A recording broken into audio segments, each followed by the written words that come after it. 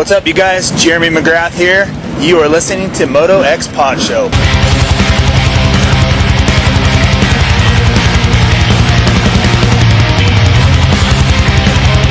This is Michael Mosman, and you're watching the MotoXpod Show.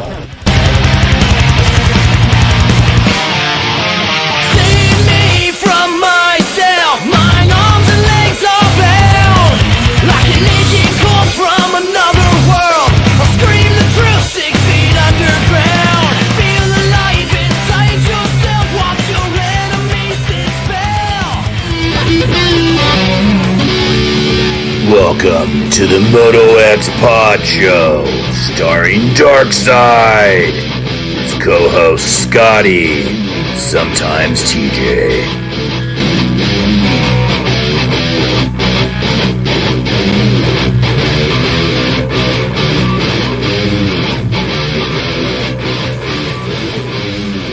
What's up, everybody? We are back. Another episode of the MotoXpod Show tonight. Hopefully live on YouTube, maybe for a little bit. My internet, we're going to get into that in just a second. But this is episode 246, brought to you by our title sponsor, Cherubies USA. For decades, Cherubies USA has been the leader in moto plastic and accessories with products that fit perfect, look great, and last. Cherubies has what you need. Whether it's full plastic kits, individual pieces, hand guards, chain guides, and sliders, or anything else they offer, including these little mini bike stand phone mounts. It might be on camera right now. Berm Lords stickered it up. Pretty cool. I like these things. They got some neat little stuff that you might not even know they have. So visit CherubiesUSA.com, our title sponsor. Let them know you're listening. Also, Racetech is the world's largest aftermarket suspension modification company. All Racetech products include award-winning gold valves, and settings are 100% guaranteed and made right here in the USA. Racetech also offers state-of-the-art precision engine services and parts to all engine builders. So visit racetech.com for more info and use promo code MOTOXPOD to save. You guys can't see it on camera, but over here on the floor to my right is my Husky 350 suspension, thanks to PDR Performance. Just came in today. Racetech. It looks official. Yeah, it's sweet. It's they did a air conversion kit, or spring conversion kit. Okay. So I can't wait to test it out this weekend. Fly Racing's on board. They've been developing and innovating their gear line since 1998. Fly Racing is the only choice if you want the best. Just ask current riders like Zach Osborne, RJ Hampshire, Damon Bradshaw, Justin Brayton, Carson Mumford, and now our boy Dean Wilson. Check out your local dealerships and ask for Fly Racing and their endless list of products offered by WPS. Also on board, X-Brand goggles. Those suckers, hey, Scotty, Friday night in the dark, my X-Brand goggles had me clear vision. Second place start. Didn't get the whole shot. Second place in Moto 2. Moto 1, I was about 10th out of 13 out of the gate. Coming out of the first turn, yeah. 4th. Whew, smoking. We can talk about some racing here in a minute. I'm back. I'm back, baby. It was you had clear vision watching the other guys pass you? A couple guys passed me. I passed a lot of guys too, Dick. Works Connection. Since the inception of Works Connection in 1989, Eric Phipps' goal has been to produce Works-like products for the general public. With products like the industry standard Pro Launch Start device, there's one sitting at the end of the table, right there next to my helmet, that Eric sent me for the Husky. We're getting ready for Vet Worlds, boys. Steve Mathis, I'm coming for you.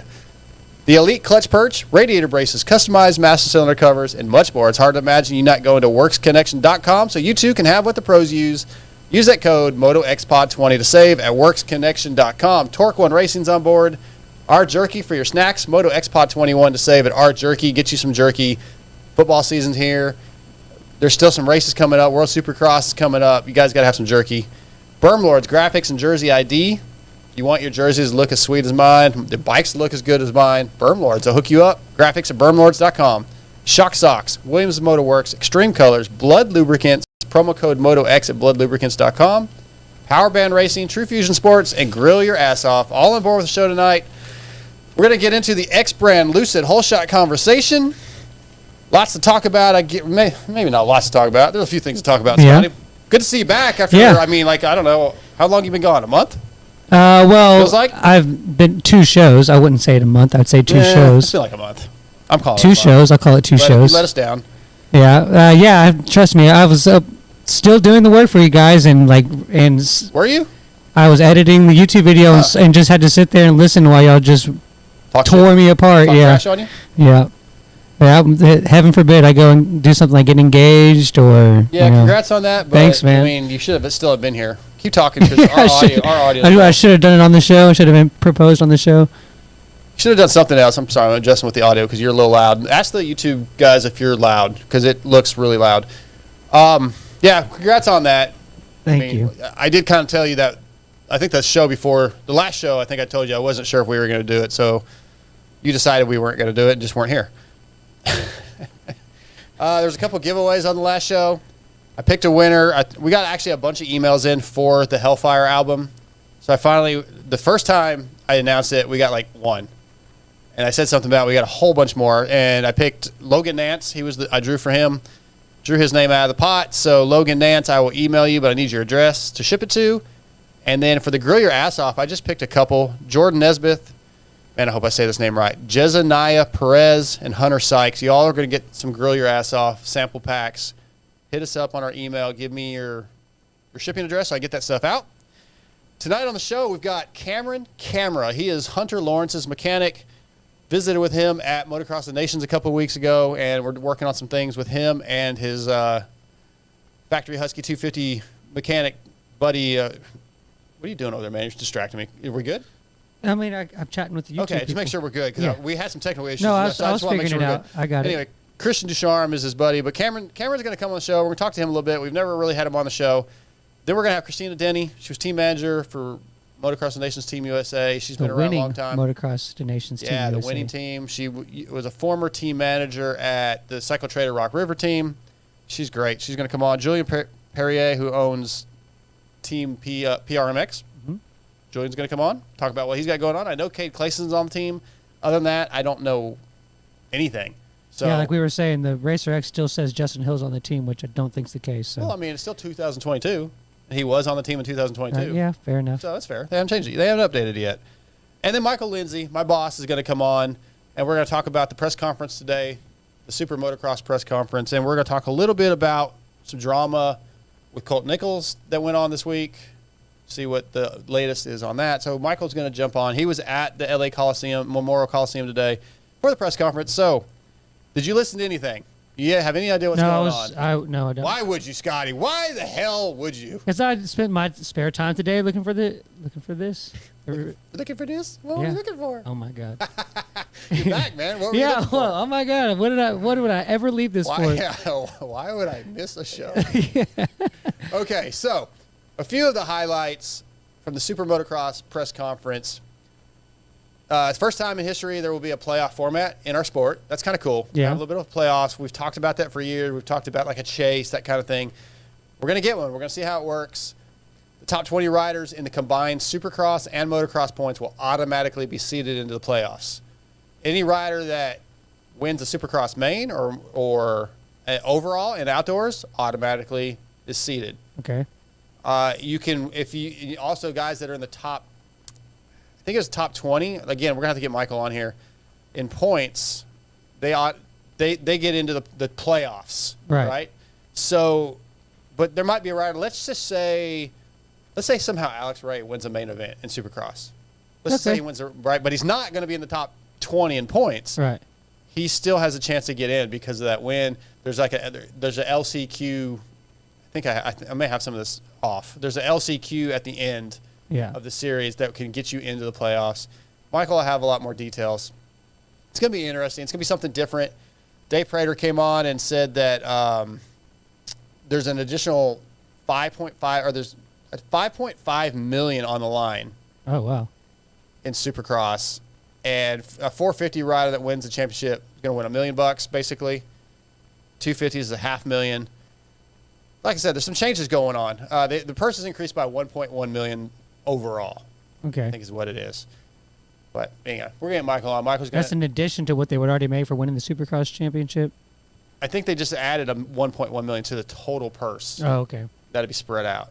Gotcha. So let's get him on. He was there. I was watching and trying to transcribe some of this stuff and trying to keep up.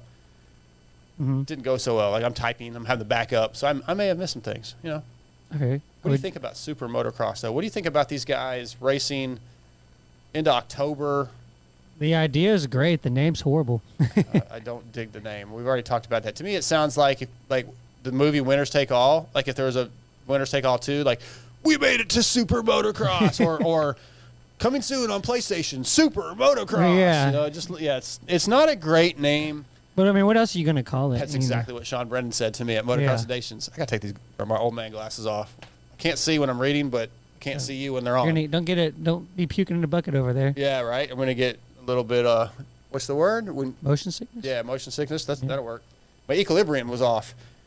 I don't know. I think maybe it'd be good for the sport. There's a bunch of guys there. Jason Anderson and Christian Craig, Malcolm Stewart were all at the press conference. You know, and they're all like, "Yeah, I think it's going to be good." I don't know that I believe them. The question is, how do you make it a bigger? It obviously doesn't have to be as big of a deal as the Supercross entity itself or the motocross itself.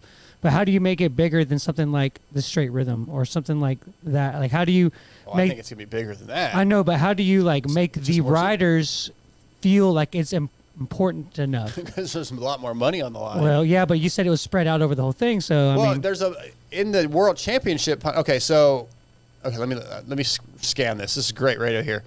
For the overall playoff 1, there's 2 playoffs leading into the championship round. For the overall playoff 1 and 2 and World Championship, okay, so for the finals, there's an additional $5.5 million on the line. Okay. So yeah, that's why there. Gotcha. That makes way that more answers sense. my question. Yeah. There's definitely more money. Triple Crowns are back in Supercross. 2 East-West showdowns.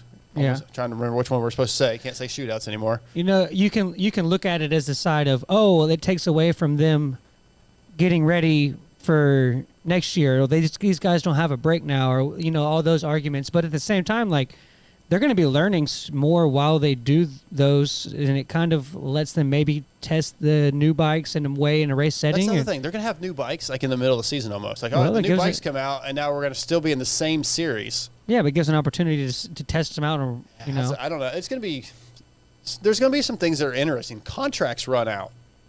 Yeah. Right around this time. Adapt or die, man. I think the season actually next year will end before October.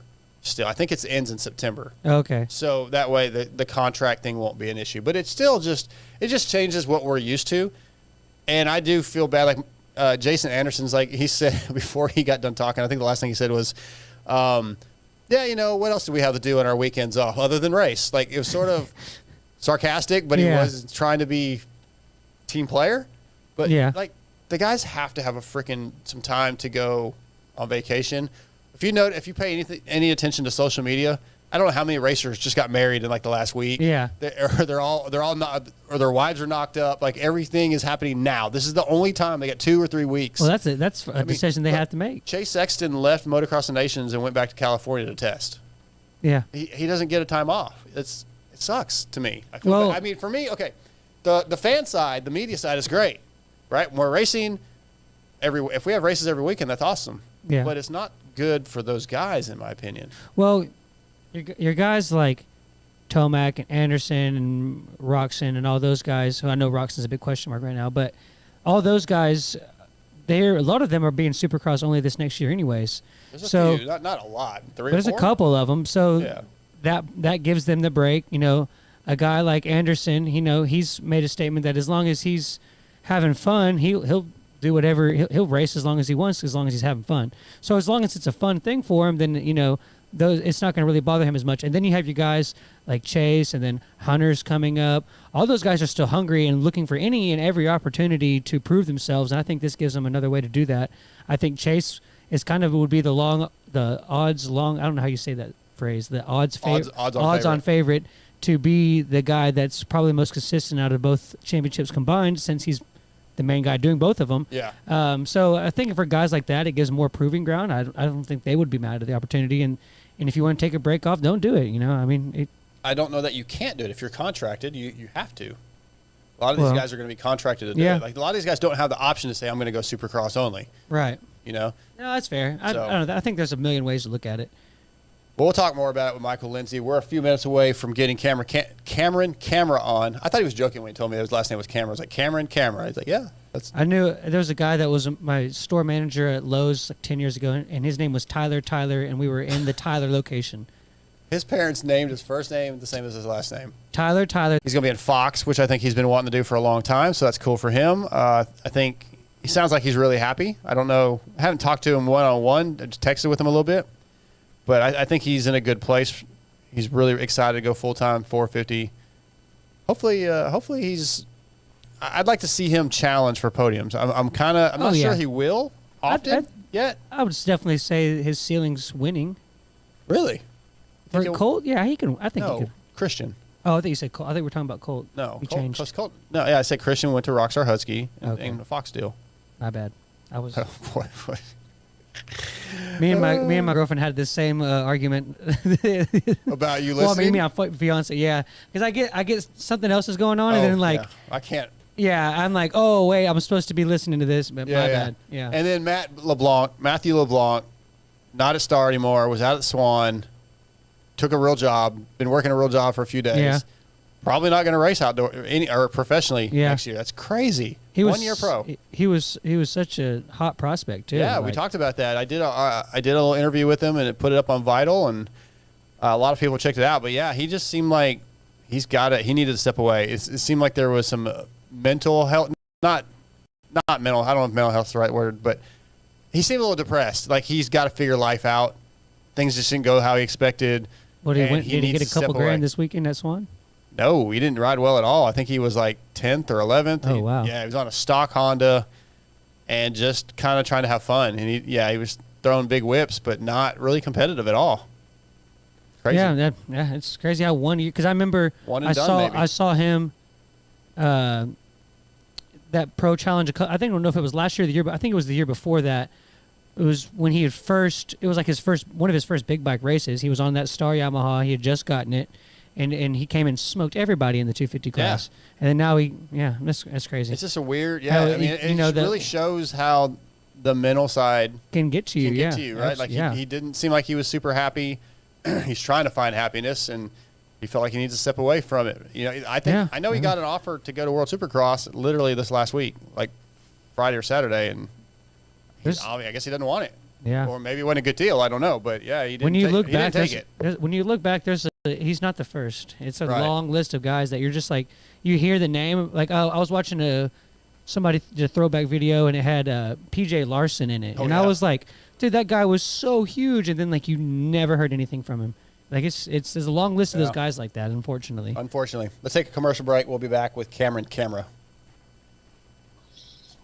All right, our first guest of the night is going to be brought to you by Works Connection. Since the inception of Works Connection in 1989, Eric Phipps' goal has been to produce Works-like products for the general public.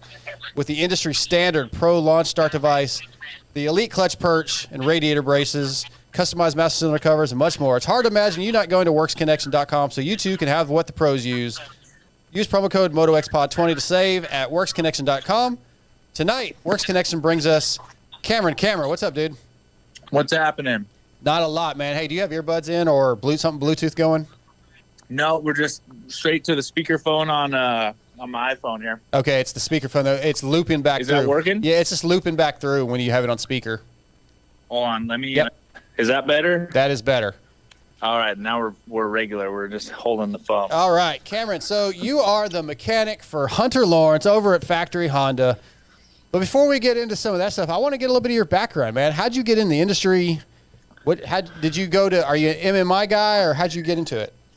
I got in a little different. I raced pretty much not my whole life. I guess from 10 years old to 22, about that, and worked for MX Clinic with Jeff Pastana, and I actually lived with him. He was my coach, and to stay at his house, I just worked on his bikes. Okay. So once I was racing quite a bit, tried to get my pro license and all that good stuff, and with injuries and money, it was kind of falling out of reach. Working for Jeff, and he started bringing over Japanese riders, like Honda HRC riders, like Tomita. Who else did he bring over here? Ogawa, and a few other guys. Kohei Ogawa or Koga. I don't know, a few Japanese guys. Yeah. And I would wrench on all their stuff. And we came to SoCal and started a 3-month program out here. And Sam from Honda, Sam Mashima, he asked Jeff if he knew any mechanics, and that's when I got in contact with Joe Shimoda. Okay. And then that's where all the wheels started turning. I worked for Joe for 7 years. He got hired by Geico as an amateur. Yep. And I rolled along with him and became a practice mechanic at Geico, and then became an amateur race guy and just kind of moved up the ranks from there. And yeah, I never went to school, just kind of hard work, dedication, and just learned on the blood, fly. sweat, and tears. Learned on the fly. That's pretty impressive. Like, how much mechanical background did you have before you started working with what was his name? I keep wanting to say Pastrana, but with Jeff Pastrana? Yeah. How much background did you have working on? Just working on my own stuff. I would just kind of tear my bikes down myself. I had a motor guy, so he'd take care of that stuff. But it was once I started working with Joe, that's when I really got into like motor building and learning that side of the mechanical part. Yeah, and then to end up at Factory Honda, which I feel like is one of maybe the pinnacle of teams to be on for a mechanic. You know, talk to Rooster about that, and that's sort of the dream, I would think. I still get like the chills when I'm sitting under the tent, because it's like I grew up watching like Carmichael and Wyndham, and even being at Geico, it was like Wyndham was my guy. Yeah, like when he was on his 450, and then Carmichael was just unbelievable. I remember going to the Supercross races and being on the other side of the fence and looking in and like, how do I get in here? How do I become a racer? Was my thinking at that time. Yeah. I never thought in a million years I'd be on the other side of the fence wrenching on some of the best guys in the world. Yeah. So that's pretty cool. I've said for years, like the Honda tent is the one I'm most intimidated walking into. Right. That was a few years ago when Mandy was there. Mandy scared me. I thought Mandy would. Really? Yeah. She was really, she was Mandy. nice, but she was like no BS, you know? So, and then there's been a couple times I've stepped under the tent. They're like, who are you? Sometimes we need that under the tent, but if you know somebody, it gets a little more relaxed. But yeah, I could understand that. It's a little intimidating coming through the Honda rig. It's a much more professional and kind of corporate style, right? You know what I mean? Where I think Geico is a little looser, sure, but I don't mind it. I think it's good that we kind of keep that presentation. Yeah, I think over the last maybe year, it's relaxed a little bit for me personally, where I think most of the people recognize me now after 5 years. So I don't get my head bit off, but yeah, that was always my favorite place to be, because I rode red back in the day. Right, that's same. My first bike was a 77 Trail 50. Jesus, 77. Yeah, I still have it. Oh, that's cool. Hell yeah. Yeah, I got it. I think I was 4 years old when I got that thing, and just kept it. It still runs. It's pretty awesome. Of course it does. Because it's a Honda. Yeah, exactly. Go ahead, Scotty.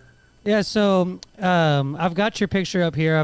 You can see the American flag and the reflection of your sunglasses, and you got the bow ties. So, being the patriotic guy that you are, I was wondering what were some of the things that you felt through this weekend, being an American, but technically being a part of Team Australia, not this weekend, but at the Nations. What was it? Yeah, what was it kind of like about doing that?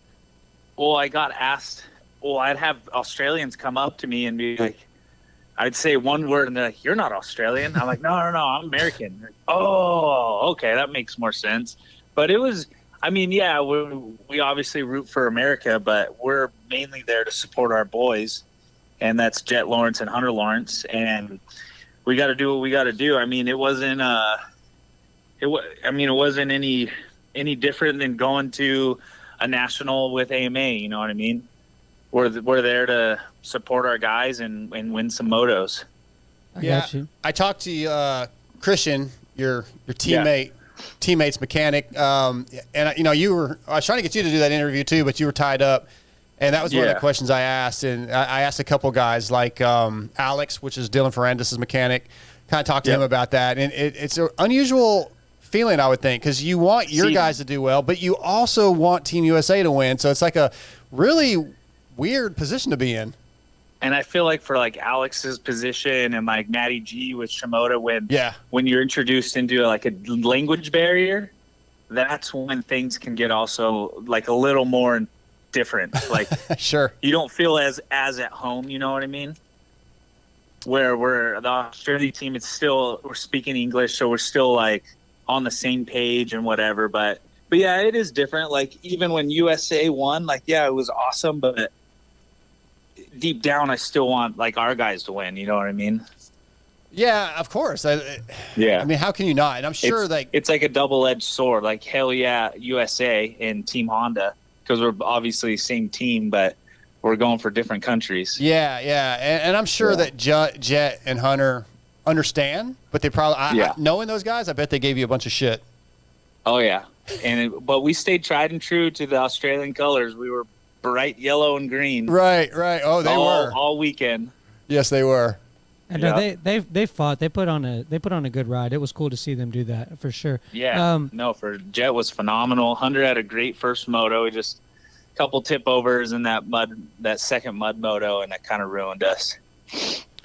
Yeah. So kind of for the longest time, there was kind of always a question mark about Hunter and like, could he really win? Could he really be one of these guys that fights for the title and all that kind of stuff? And I think if you asked Hunter how this season went, he would probably say a lot of things could have gone better. But I think when you really look at it, it was kind of a very important year for him, and he proved that he was that guy and that he could win. And I just kind of wondered, do you look at this year as maybe not exactly the one that he wanted, but kind of the year that he needed? Yeah, I mean, the last 2 years, honestly, he's just been growing and getting stronger. We battled last year, and it was when he was, I think, number 41. Snagged red plate for a little bit, and it just wasn't quite our year yet. And then coming into this year, the kid was hurt for 3 years in a row. And for him to finish a season healthy, it's a check mark off the list. And then coming into this year, I felt like it was a little more expected to win. Like, people are always like, oh my God, you surprised me so much, Hunter. But our mentality and his feeling is like, no, I'm expected to go out and win. I'm expected to beat my brother and beat all the other competitors out there. Like, I'm not settling for, oh, I'm so surprised. It's like, no, I'm here to do this job and do it right. So like this year was obviously it was good, but it was still Hunter's learning. Yeah. Like, even Supercross, so it was excellent. Outdoor, obviously we had some mistakes. We were second. Joe Shimoda crept on us and put us back to third on the last, I think, second to last round. So that was a little painful.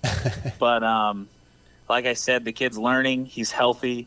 So a healthy Hunter he's going to be strong this January. I'm a big fan. Like, I joke all the time that he's my favorite of the Lawrence brothers. So right, he gets a little bit in Jet's shadow, but I think it's only going to make him better and strive for it more. Yeah, and I've asked him about that a bunch of times, and I know he kind of has a stock answer, which he probably means his answer, but part of me is like, look, I mean, there's going to be a time, even if it's just one single day where, you guys, you're mad at each other, on the track, and you're going to come unglued at some point. It's inevitable, and I kind of am interested to see how they handle that. Yeah, I mean, it's good. They train together, they ride together, but at the end of the day, they both go. Jet goes home and Hunter goes home. So I think that's their time where they regroup. Yeah, kind of recalculate everything, and then next they go back together. But I'm sure it gets a little heated at times. They both run their mouths and poke at each other all day. They do it to all of us. Sure. And it's like a big family. But yeah, everyone has their breaking point where they don't want to hear it anymore. Of course, yeah. But it just makes you stronger, though. And if he can handle that, then I think Hunter will be able to handle anything. Yeah, I agree. Going back through your career a little bit, you talked obviously working with Joe Shimoda, now Hunter. Yep. What's different about the two guys? Was there anything in your program that you had to change or learn to, be different as a mechanic to meet their needs? With Joe, I got pretty comfortable, so things flowed pretty easy. And then moving over to Honda with Hunter, it was a little bit unexpected. Like, I didn't have a job when Geico shut down. I was soul searching, looking for anything, and I finally got the call, and they were like, hey, are you interested? And I'm like, yeah, absolutely. I'll be there tomorrow. and that's how that kicked off. But yeah, the Hunter was a little bit difficult just because he's very precise and he knows what he wants. Okay. And he likes things like if the throttle is a little out of adjustment, he's like, oh, we need to fix that, or levers, this and that. And which I respect. I'm into it, but I think I was a little more comfortable with Joe, and things kind of slid under the radar a little easier. Where with Hunter, I have to be 100% on all the time. That's probably good for you, though. Like at the end of the day, you probably feel more. I don't know about pride, but I would assume it makes you feel like you did your job better. When Hunter's stoked, yeah. I'm pumped. Yeah, because I know I did a good job. Is that kind of what you're saying? Yes, yeah. Just, at the end of the day, when there's success, you probably feel prouder about the job you did because it's more difficult. Yeah, because it is. And then I'm on Team Honda as well, where we're pretty high up on the ranks. So sure. To make them proud and Hunter happy is a pretty good accomplishment for me. I dig it. Yeah. Scott. Yeah, so kind of talking about the bike a little bit more, what was maybe the biggest thing that you guys learned about the bike this year, and what is it that you're most excited about for that progress to be into the next upcoming seasons? Just taking on a new bike was huge for us, and we struggled with it, but we finally found something that kind of unlocked the bike. And once we got through that, then things kind of sailed on pretty well. So having a year under our belt with this new bike, new chassis, new motor, coming into this Supercross season, I'm stoked. Like, I'm stoked about where the bike's at. Chassis, our suspension guy is freaking on it. Our engine guys are on it. So now we're just kind of fine tuning what we've created this year. And I think we're gonna surprise some folks this upcoming season. That's awesome. What do you think about this upcoming season? They just had the Super Motocross press conference today. We were all just talking about it at lunch here at the shop. I'm still at the shop right now, but it's gonna be intense. I mean, every year is long, but it seems like they drug this one out even further, like into October 14th, I think, is the last. Yeah. Super Motocross. Yep. Which I wish. I mean, we can all wish every day for something, but it's just a long year already. And to add those three and spread everything out so much, I feel like we could have tightened it up a little bit. And I think they are the following year. It's going to end you think early. So? Yeah, I think my understanding is I think it ends before October. I think it ends in September next year. Yeah. Whether they cut out one more Supercross, because I know they cut out a motocross, but there's 17 rounds of Supercross, yes, and then 11 rounds outdoor. Yeah, I think that's right. Let me look. And I think we calculated we got like 5 weekends off in 29 weekends of racing. Right. For the year, and that ends in October. So we're like, whoa, we're gonna be smoked after this one, and then right around the corner is January again. So we're back to testing and getting into the Supercross group. So I think it's gonna be a little hard on all of us mechanics, but it is what it is. We take the punches, and hopefully they learn. Like you guys said, they may be changing it for the following year, which would be pretty good. Yeah, that's what I heard. My boss, Michael Lindsay, will be on later. He was there, so he'll have some more details. There you go. So I'll get a little more. I stayed in Texas and just watched the press conference, but I feel weird. TJ or Scotty and I were just talking about this at the beginning of the show. Is like, as a fan, even as media, like, yeah, I'd love to see more races. Let's race every weekend. Yeah. It's cool. But when some of these guys are your buddies and you're like, man, they don't get any time off. They're scheduling like pregnancies and anniversaries around the season, marriages and all that around the racing season. Yeah, so, it's like it makes it tough. And I'm all for more racing, but at the same time, I got 2 kids at home, and I got family that I'd like to enjoy watching grow up. You know? Yeah, that's the point. Is like, you guys work like you don't. You know, most of us, we work Monday through Friday, and you're off Saturday and Sunday or whatever. You work Saturday, you're traveling Sunday or Monday, and you're working Monday, Tuesday, Wednesday, Thursday, Friday. I mean, like, it's 6-7 days a week. Yeah. I mean, we have a really good team around us. I think our unit's real strong.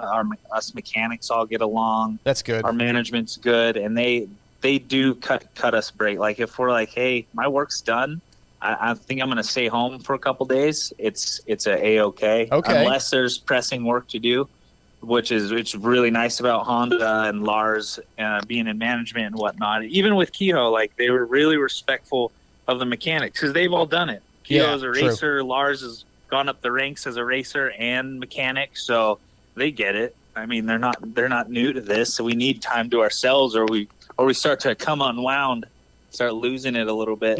Yeah, definitely. Now, are you in Florida or are you in Cali?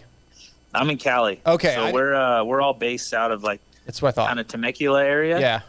And then our shop's in Torrance. So like Okay. today it was like 2.5 hour drive to get to the shop.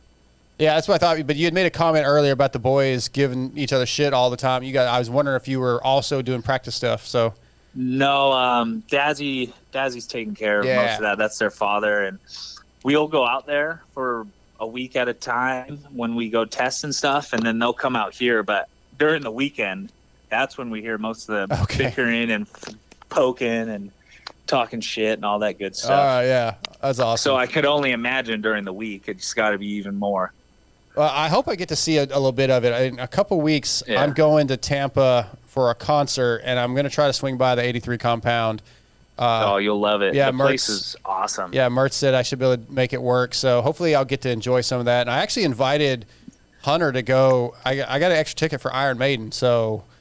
Oh, really? Yeah. He's been trying to get us to go to freaking Slipknot this Friday. Oh. But I'm like, I gotta do some family time. The following weekend, I'm going on a Harley trip, and I'll be gone for Friday, Saturday, Sunday. So yeah, you need to hang out like, at the house. I gotta spend time with the family. I've got a tough couple weeks getting bikes ready for Florida. Sure. I think it sounds like we're doing that Bercy race. Yeah, So that'll okay. be coming up. Yep. Yeah, you need to spend some So, family time. I get it. Yeah, but Yep. I'd love to go see Slipknot too. I want Hey, Jericho. I know, right? Jericho tried to get But- me to go a couple weeks ago. I couldn't do it. Did you say Iron Maiden? Yeah. When you're in Florida? Yeah. Dude, yeah, that would be pretty epic. It's one of my bucket list bands, and I had an extra ticket. And yeah, now I have an extra ticket now. So Yeah. it's either just going to be I an like extra Maiden. ticket, huh? I like Maiden. Well, buy a flight. There you go. But, yeah, I told Hunter about it at Motocross the Nations. He was like, "Oh yeah, maybe," but I don't. Dude, I he can't, loves it. I can't imagine he'd actually go, but maybe he will. You never know. He wanted to come out here on Friday. He's in Florida right now, and he's Yeah. like, "Let's go, boys!" And I'm like, "Damn it!" Yeah, But he that'd loves, be like awesome. he'll go out to see Tool and Yeah, and what is I forget the other one he just saw, but he'll fly and just go if he has time. He'll Sure. go do it. I mean, live a little. You know what I mean? They're always riding dirt bikes. yeah, that's cool. I love that he's going to the concerts. That's cool. Yeah, for sure. All right, Cameron. So I got one for you. So when you're like out and in a scenario where there's maybe people that probably have no idea what motocross, supercross is, how do they respond or how do they react when you say, "Oh, I'm a factory Honda mechanic"? What kind of responses do you get? It depends on the person. Like if they kind of know at least a little bit of motocross, it's pretty exciting. And Let's say they know typically nothing. don't shut up. I just talk for 45 minutes with these random people, whether you're at the bar or the airport. Like they'll see like a hat, like, "Oh, you work for Honda, like cars?" And we'll be like, "No, we're traveling dirt bike mechanics," and just basically go on and tell our story. And then like, because we got time to kill before a flight or whatever, we're at dinner and. Right. And yeah, just explaining to people that don't, like you said, that don't know the industry, but they know a little bit about dirt bikes. They seem to get more interest than the people that are like, "Oh, dirt bike racing, huh?" Cool. That's cool. Yeah. And then They do kind tricks? of move on with their life. Oh, that's so. Yeah, I hear that. Like, oh, so they do backflips and stuff. Like, no, that's Yeah. Oh, Very, do they very do small. tricks? And Yeah. it's Yeah. like, no, we're not freestylers. We do a timed race, consecutive laps around a dirt bike track, and then they start. Oh, okay, Right. I understand. Yeah, it's. I always think people are going to be like, "Oh, that's so cool," and some people are like, "Oh, yeah, okay." yeah. Like they just Yeah, don't. you never know what you're gonna get. Yeah. Yeah, I tell people I ride, and like, "Oh, you can do a backflip." I'm like, "That no." Do you do any tricks? Yeah, Or no. Not really. That's not what Not we're on about. purpose. Yeah, not on purpose. Not on purpose. Last thing I got for you is Motocross Nations. Going back to that, what was the highlight of the weekend? Highlight. I mean, Jet got overall at MX3. That's pretty cool. incredible. Yeah, I would say he stole that show. That was pretty awesome. The fans were unfreaking real. That was my first Was Nations, and we went down. Jordy raced the pit bike race. Oh, that was a crazy. Yeah, we missed it because me and Stack worked till like 8 at night on our motorcycles, so we missed the race. But we went down for practice, and we could barely see the track. We were so far away, and just a wave of people. Yeah. And then watching the videos, like a couple of the guys stayed and took videos of the people. Unbelievable the mayhem these guys cause. Oh, it was nuts. I was there for Saturday night. I didn't make it down Friday night for the practice or qualifying night, but we were running up and down the fence line with American flags and people just taking pictures. Yeah. And horns. Some dude did a backflip on one of those pit bikes. It was nuts. I had it on video. No way. And I accidentally deleted it, unfortunately. I think I might have posted it on my Instagram. But yeah, they told us he was going to do it on their sight lap. He came off the sight lap and had a little spot set up, and sure enough, backflipped up onto the tabletop. So he had a little hit off to the side or something? Yeah. Unbelievable. It was nuts. I was like, there's no way. I mean, like, nobody could do that other than Travis Pastrana, but nope, this dude did it. That's awesome. On a pitter? Yeah. On those little Yamahas? Yeah, that's what it was. Just little That's stock. awesome. Yeah, they're Yamaha. bone stock too, right? Yeah. And they're pretty also much. on that, working under Burner was pretty cool. Michael Burner. Yeah. Like, I mean, I was a kid in a candy shop watching those guys race, and then to have him, and he kind of crew chiefed us too, like listening to what he had to say over the radio. That was actually a pretty cool moment for me. I like just having a little different background there. Of course, yeah, a little history with, obviously a lot of history with him. So yeah, that's really cool. What about on the podium? When the guys were on the podium and all the fans were singing the national anthem. That was dude. Bone chilling. I cried. Like I literally had tears running down my face. Yeah. No way. So we were able to walk through that like kind of garage thing through the banners. Yeah. And we were standing right under them. Right. And like the national anthem starts, and then you hear the crowd start roaring the words. Like that was pretty cool. It was awesome. Yeah, that might have been the highlight of my weekend. I can keep popping up. Like you remind me of stuff like that. That was cool. There's multiple things that kind of were a highlight during that weekend. One of the things we talked about this last week on our show, I thought was really cool, is that Chase brought a Honda over to the Star tent, and Eli was leaning over the Yamaha, revving the Honda. It was just the camaraderie. That's the word. I mean, the camaraderie of the teams and how everybody got along.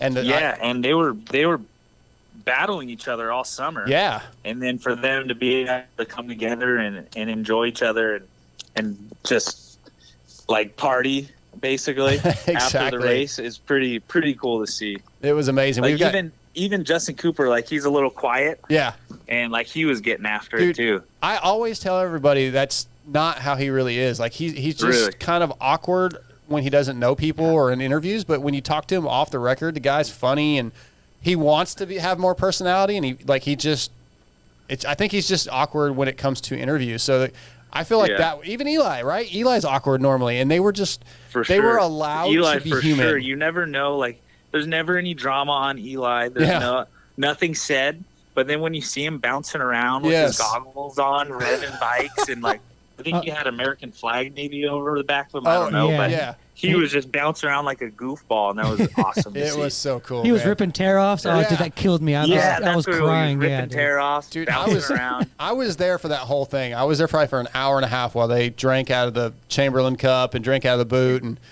it was very, very entertaining. And I've only got a couple minutes left. We heard it over at our trailer. Yeah.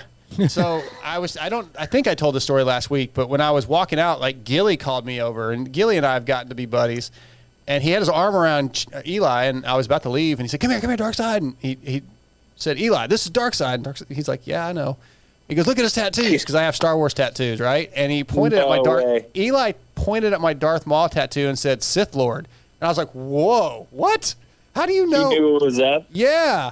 And then I was like, that's why they call me Dark Side. It's like Star Wars. And Eli, you could see the light come on. And Eli was like, oh, my God. Like, he never put two and two together. He probably just thought I was some weird dude. He's the Dark Side. Yeah, I don't know what he thought. No way. It was the It was That's the awesome. funniest moment. I texted Eli afterwards. I was like, dude, when it clicked of why they call me Darkside, it was so fucking funny. That's incredible. Yeah, good stuff. Well, all right, man. Hey, we got to wrap this up. I've got Christina Denney on next. Cameron, All right. I know we're working on an article with you and Christian. Yep. So that's gonna be coming out probably the end of the week once you guys get me your answers. So we'll get to know you and your buddy a little bit better under the tent. Yep. I think Christian already did his. I'm a little bit of a slacker, I guess. Freaking 2 kids at home, and I hear you. once I get home, I just shut off. Sure. But No I'll worries. get those questions answered for you, and I'll shoot them on over this week. Yeah, so we'll have a little article, another nuts and bolts article up on Vital MX once That once one I will get be those. fun because Yeah. me and Christian have been bros since I started at Geico. That's like one of my first friends at that shop. And That's so cool. For us to end up on the same team is pretty epic. Yeah, that's good, man. I'm glad you guys have that because when you're on the road like that, if you didn't get along with your coworkers, it'd make for a rough weekend. It's miserable. And Yeah. I've bumped heads with coworkers in the past, and it sucks. Sure, of course.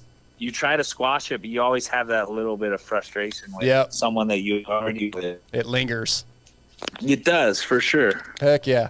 But dude, Cameron, it's been awesome getting to know you a little bit, and we look forward to the article, and I'm sure we'll have you on again as Supercross gets closer. Yeah, anytime. Just give me a call, boys. All right, Cameron. Thanks, man. All right, talk to you guys later. All right, see ya. Bye-bye. That's Cameron Camera, Team Honda, factory mechanic, Hunter Lawrence. We'll take a commercial break. Be right back. All right, next up, brought to you by Cherubies USA, our title sponsor. For decades, Cherubies USA has been the leader in moto plastic and accessories with products that fit perfect, look great, and last. Cherubies has what you need. Whether it's full plastic kits, individual pieces, hand guards, chin guides and sliders, or anything else they offer, visit CherubysUSA.com and support our title sponsor. Tonight, Cherubies brings us Team USA's manager, Christina Denney. What's up, Christina? Hey, how are you? Doing good. It's been a long time since we've had you on the show. I went and looked, like it was literally when we first started the show, and that makes me feel bad. That's okay. It's all good. You've been pretty busy lately. You were obviously the former manager at Cycle Trader Rock River, and you kind of stepped away from it a little bit, but you're back at the races regularly, correct? I am. So, 2019 was my last year with the Cycle Trader team, and took a little break, and then I got a call from Mike Pelletier asking me if I would consider a role at the AMA alongside with Jeremy Albrecht for this year, which I took, and we had a great year, and we're going to continue doing it again for next year. How were you missing it? How did you really want? Were you looking forward when they asked you to come back? Was it like, oh, thank God? Not. I mean, I did miss it. Yeah. I missed being at the races, and a little bit different than missing managing a team and having Sure. the day to day. But it was definitely. I didn't hesitate, but Jeremy and I both were in a situation with him not working, with JGR, the race team anymore, but he's still working at JGR.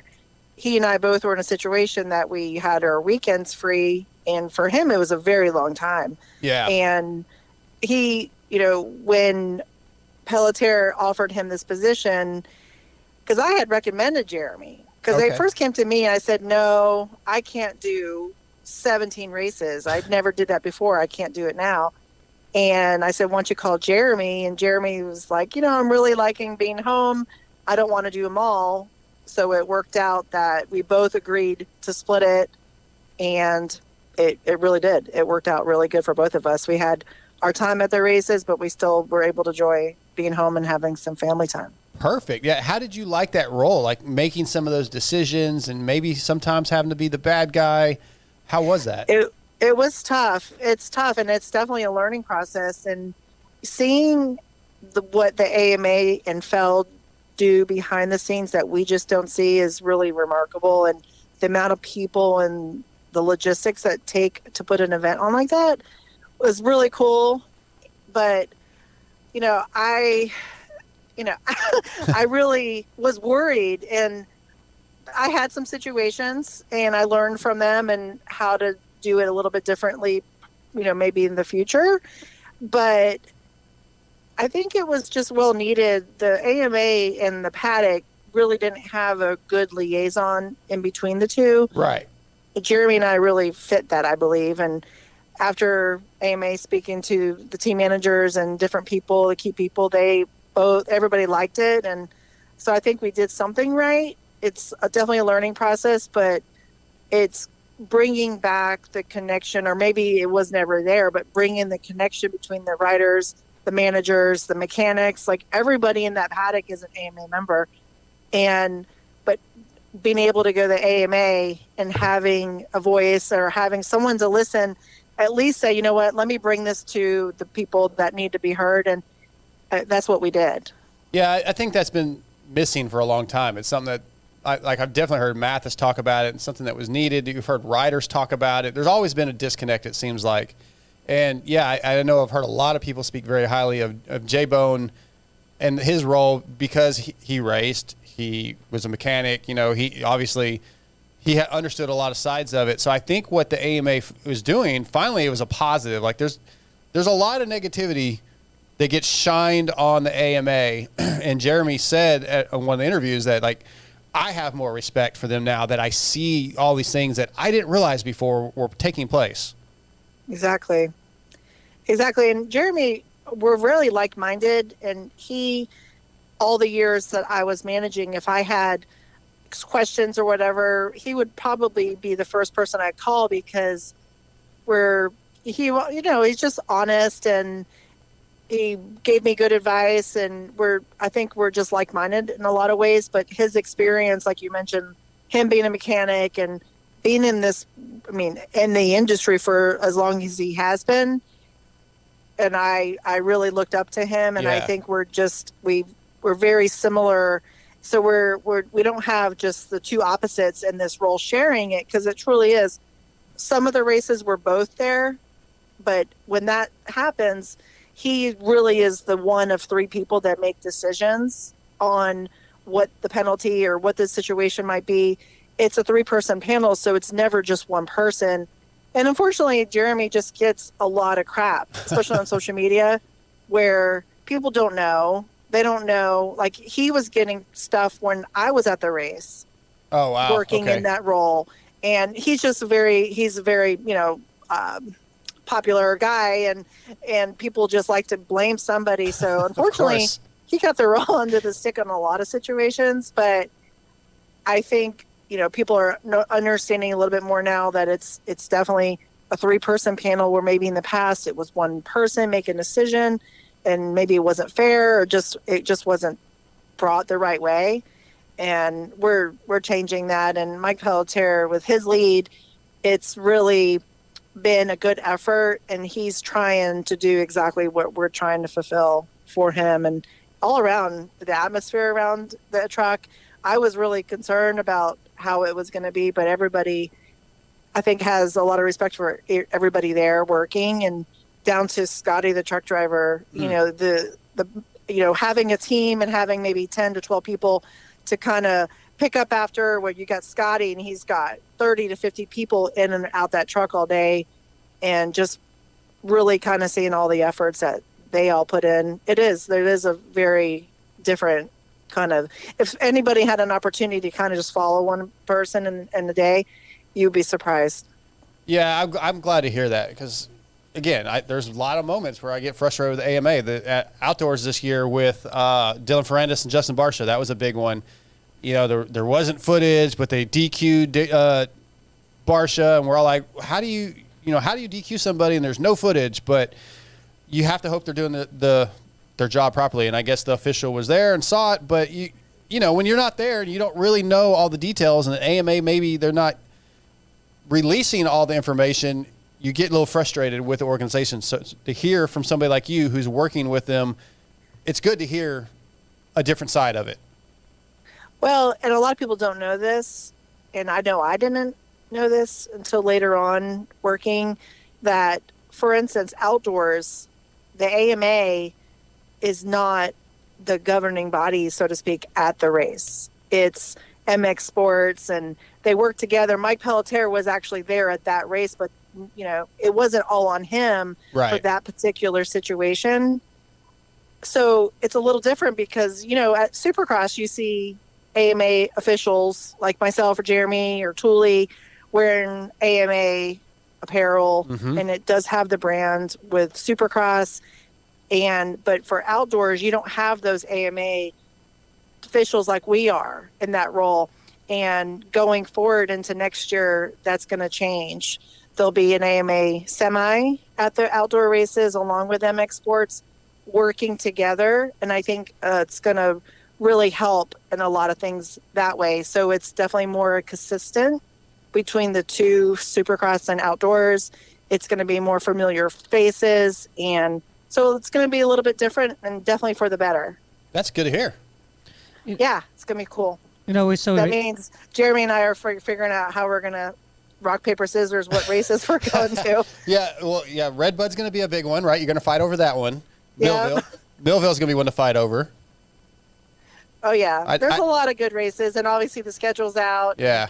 We're working on what we could do for both of us to make it accommodating, but make it definitely where neither one of us get burn out. Right. But also have a solid role in wherever they want us. Let him have Paula. Yeah. I think that I like that. Yeah. Yep. You heard it here, Jeremy. Paula's yours. It's official. It's locked in. Sorry. Go ahead, Scotty. Yeah, we made a decision. Yeah. So kind of going off what we've been talking about, how all the little things, everybody working together and seeing it all come to fruition. I was just kind of wanted to know what was something that maybe you did that weekend of the Nations, or maybe coming up to that point, that you at the time maybe thought it was no big deal, or just kind of something trivial that you did, and then looking back at it after everything was accomplished and done and the weekend was over, what was something that you saw that like, oh wow, that ended up making a huge difference in what we were able to accomplish? Well, I think first of all, let me correct you guys, just because I definitely don't want to take credit. My role is not team manager. The role, or the title, I should say, is team coordinator. Oh, I messed that up then. I thought that was the title. Go ahead. I'm sorry. I thought that was the title. That was on me. No, that's fine. Roger is the team manager. That's right. And wow, I'm an idiot. That's okay, because he's been doing it for a long time, but I've been doing it since 2016. I came on as a team coordinator. The role was really it was open, like what it really meant, and they just needed somebody to do help with travel and different things like that in the beginning. And then once I started being more involved, I saw some holes where it needed to fill just from scheduling aspect, and I'm really good at that side of things, and putting all the people in right places, and coordinating is really what a manager's job is. But in that role, it's just a little bit different. Roger obviously has the respect and earns that role and has earned it, and that's definitely, we work hand in hand, and it's nothing I would ever want to take away from him. But learning over the years, and kind of what you were asking, this year especially, it's going into the race months prior is a lot more planning, and not only logistically, but working with both Yamaha and Honda a lot earlier, and having an idea of a little bit more what's to expect, educating not only the riders but the mechanics on the rules. Paul Parabinos was a huge help with that part of the starting pattern and the procedure, and just all the differences that GP races have for us. That was probably the biggest difference, is just having a little bit more knowledge about that side of things versus, hey, I'm just here to coordinate and move people around. Right. And we all worked so great together. I mean, our small crew at AMA, it's a year project. It's 100% volunteer position, but the efforts, because obviously your goal is what we happen, and having putting those people together and having the small crew and working prior to was huge. But then working with both Jeremy and Lars, which we've never done a lot of in the years past prior to the race, was probably one of the biggest difference. And I think what definitely helped, get the outcome that we did was already working on that stuff early. Yeah, I've heard from a lot of people that were part of Team USA how much more coordinated, like how everything just seemed to be flow better this year. Everything from all sides seemed to click better. I think so, and I think it just shows all the work that we put in it, because you just don't show up to an event like that and expect. Communication is the key for this type of race, and when sometimes 3 different OEMs, but this case 2 different teams, to be able to work together and have the common goal, you're asking a lot just to show up, and you're asking for failure, because it takes not only the teams to work together, but the riders. And then you have Chase and Eli, who didn't speak at all during the outdoor season. Right. Expect them to come together, but organically it just happened so amazing. And Jeremy, Coker, and Lars, they look to us to say, okay, how are we going to do this? Let's have a plan. And we did that, and I don't know, it was a fairy tale, and I'm still kind of on cloud 9 from it. I'm going to ask you about some of that, the celebration, because I got to witness a lot of that in a minute. But before we get into that, some of the cool things, and Scotty just reminded me we didn't do a show last week, so we haven't even talked about Motocross of Nations on this show, or the experience I had there. But I did an interview with a bunch of interviews with some of the mechanics from really the USA teams, but like Alex Campbell, who works for Dylan Ferrandis, but he was under the star tent. We just got off the phone with Cameron Camera, Hunter's guy, and it was just really interesting how the camaraderie, not only of Team USA, but like Alex Campbell, again, works for Dylan Ferrandis, under the star tent. It was like Jelly, Eli's guy, and Duffy, who is Christian's guy normally, and now, they were all helping me get Dylan's bike ready. Like, just everybody there was working together to make it work, and it's such a cool experience and cool event. Obviously, I was at the one in 2018 that you were there for, where we lost at Redbud, and that sucked. But this was completely a different world. Like, the whole vibe was different. It really was, and after 18, walking away from that, and like, we could have done so much more as a team. Right. Not only put it on the riders, but just as a team. And I think that really sparked this, working on this change as a whole. But I mean, the people that we're working with, like Jelly and Duff and all those guys, and even just going over underneath the Star truck, it was everybody really, like, I'm so glad you said that, because it truly was. I saw a lot of working together, but not only just internally. We all want. It's all like USA. It's France. Yeah. It's Australia, and do you want it? Like, there's like sabotaging and all this stuff, but it's a matter of, hey, we're all here for a common goal, and the outcome is just what it's going to be to the riders on the track. But we're a team, whether or not you're here for USA or whatever. But I saw that too, and not only under Yamaha, but under Honda as well. Just everybody, it really was a whole different vibe. And I don't know if it was just something because, we didn't want to experience what we did before, but Honda not participating in 18, we shared a lot of things as far as what things that had happened and what we don't want to happen, so let's prevent it. Mm-hmm. And maybe, just Lars communicating that with the people that he works with. I think it's just, at the end of the day, it's all just about communication and under pressure, and been able to really kind of put it all together. I really think at the end of the day, it's all it is. Yeah, it was a perfect storm of what happened in 18. Obviously, Eli was there. He didn't want to relive that. Chase said he was there. Obviously he didn't race, but he was there. He didn't want to have to deal with that. He wanted to improve things. Justin Cooper was the guy that a lot of the keyboard warriors and people were like, well, he's not the right pick for the team. So he had a chip on his shoulder. And then we all know they went there a week early when they were up there. They kind of had dinner together. They hung out. They got to know each other. Like, that was all, everything was perfect. You know, obviously Paul coming on, and a big part of what he wanted to help out with was that exactly. This is a team. Let's make it where we're all comfortable. We can all hang out, you know, and feel like a team. Your part, you just said, you know, learning from the experience. It was a perfect storm for this year. And now we just got to go to Ernée and do it again.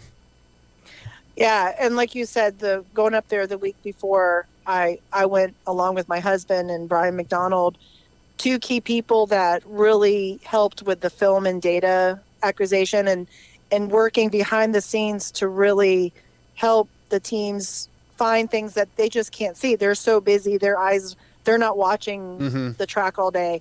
And so we were able to go up there and do a test run, and you know, the weather, it was crazy. The weather there, even then, was similar to what we had at Redbud this past weekend, with rain and then sunny and then rain, and, you know, going through the motions and like, well, sure, it's not a perfect day, but we could have this. We could have this same weather. And seeing Justin and Chase watching film and going over and doing motos together and doing starts together, it really was like you said, the setting it up and then going to dinner and laughing and having fun and talking about just not the race, but just getting to know each other again. And the riders like Justin and Chase, they really didn't know each other or talk much before. Right. And, you know, breaking the ice and knowing, hey, these guys, we all have each other's back. It was a huge part of when we showed up. Hey, we've done this. Let's do it. Let's get these guys. Yeah, amazing. Yeah, that was kind of one of the questions I had as well. You know, seeing that Eli finally winning one and Chase's first one, and then Justin Cooper proving that he was the right choice, kind of going into, you know, all of that working together. And we talked about the teamwork and everything, but seeing that moment finally happen and they did win, what was some of like the relief that you could see on their faces from each different riders, or your own, yeah. I think for my own, first of all, I was so happy for the team as a whole, and it was my first win. I've been doing this for quite some time, and obviously everybody knows we just haven't had the luck. So having it, and it was not like the pressure's off or anything like that, because no matter what, there's going to be always that pressure. But enjoying it as a group and everybody's hard work, everybody's efforts, even down to like the parents or the wives, the girlfriends, and having it as a whole was my biggest take, I think. Unfortunately, you know, you're in this moment and I'm watching all these Instagram stories and reels and posts, and it's seeing it from the outside. Every time I just get choked up. It's so cool. And, you know, you're in it, you're just savoring the moment, but then reliving it from another's eyes versus, you know, on Instagram or whatever. It's even that much better because you get to experience the whole crowd. You know, when the crowd started singing the national anthem, I just was like, I was over. That was the coolest thing I have experienced. And I know the guys up on the podium, they did too. I mean, it was something that we all talked about afterwards, and having just the whole crowd behind them, it was a whole nother feeling. Yeah. So, but individually, like you mentioned, everybody had their own story. And I was so glad, like Chase, we were supposed to go to Italy last year. He was one of the riders picked. Whether or not we did well or not, it would have been awesome. But having his first race at his home track, his backyard, seeing Chase grow up, I've known him since 85s, and seeing him experience that here at Redbud was something obviously he'll never forget. And I know he'll be part of this team for futures to come. Eli, I think for sure, having the success that he's had all year and making this race almost, you know, just as important as those championships, but on a different type of level, more of it's not just one person anymore. It's this whole group, and he's got a group behind him, whether it's from us, AMA, Honda, his team, and then having just that perfect storm to make, wrap up such a successful year was so cool to see. And just his attitude and him celebrating in that way, I was so pumped for him. Yeah. And then Justin, obviously, he had a lot of people, and I stay off of what people's comments, and you can't. I mean, they get into it, they get into their head, and you try to tell them, it's just, you can't look into that. But I think it did spark a little bit of something. But after the first moto, when he got ninth, after the first race when he got ninth, and I went and checked on him, he just looked at me. He goes, "I'm getting a top 5 next time." I said, "Justin, you're doing exactly what you need to be doing. Yeah. Like, just go out there and do exactly what you're doing." He's like, "top 5." And then he comes back when he goes, "I told you." He goes, "But I got a 4th." And I was like, it's seeing Justin's personality come out even after his races and then celebrating with his teammates. It was really cool to see, because I've known Justin for a long time too, but I've never seen him in that celebratory style where he's enjoying himself and enjoying all his efforts too. And he's had a rough time with his injury and everything. So having just it end the way it did, even if I want to say if we didn't win, it would have been really kind of tough, but I think it would have been a win regardless for how hard these guys all worked together and how the efforts came together. It was really cool to see. Definitely there would have been positives that came out of it either way. I think so. And I really hadn't thought about it until right this second. Yeah. That if we didn't, because I just, we're also confident, but after 18, we definitely weren't taking anything for granted. Right. And like, Sure. oh, we have this, and it's, having it happen, but knowing, okay, we put the work in prior, and what all these, and I have notes already for next year, what we need to do. And my video guy, Brian, he's already downloading RNA track races so he could start learning some of the track stuff. It's just, we're all on this high, and it will continue. Yeah. And if anything, it will be better. I love it. Even next year. And having the key people obviously is the right equation for this whole group. Clearly. All right, Christina, so we had one from one of our listeners. They would like to know, who is the person you've had the hardest time coordinating? Hardest time coordinating. Yeah. Rounding up cats all day is pretty much, I would say, really, this year it wasn't hard. Roger is probably the busiest person at that race, because he's got their KTM truck, and he's got other people also working with that whole group. Mm-hmm. And as far as just a KTM, Husqvarna team. But whenever I needed him, I told him at a certain time, he was there. So he wasn't hard. It's just, he's definitely a little bit busy throughout that weekend. So he would probably not the hardest, but the guy that's the busiest, more likely, busiest.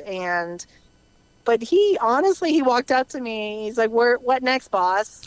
And I said, "All right, Roger, here's your schedule I made specifically for him," because the team schedule, it's overwhelming. It's Friday, Saturday, Sunday, and it's all coordinated media to all the obligations. So Roger's going to look at that and freak out. So, I give him a special one, and here you go. And he never was late, never didn't show. It's just a matter of just letting him know, like, hey, this is what we know. And having the Jamie from Yamaha, and I think the guy's name is Scotty from Honda. I really don't. I wish I knew it better. Having those two people there to help me corral not only just their riders, but just, I gave Jamie all the jerseys for the photo shoot. Like, here, you hold on to these. And So I had such key people helping, and it really took, it's all those little things that made it such a big difference. That's cool. Last question, because we're running out of time. I want to hear just your thoughts now on the celebration, drinking out of the Chamberlain Cup and the boot. You were all part of it. The cake, that was pretty intense. And to see you cut loose, like you were having a good time. I did. Honestly, I think I was watching it, observing it, and then I was over at the Star Truck off to the side watching the guys rev their bikes, try to, do this. And Kennard and Austin Hoover, they literally pushed me. They're like, you got to do it. You got to do it. I'm like, oh, no, I don't know. And I said, you know what? I threw my beer down. I said, give me it. It was awesome. I jumped on, and having just that experience and then the crowd, that's kind of when it switched to, okay, it's time to party. Yeah. And having everybody cheering USA and doing that and cheering me on to do it, that's definitely when the flip switched.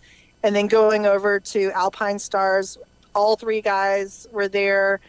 They brought out champagne. I feel horrible.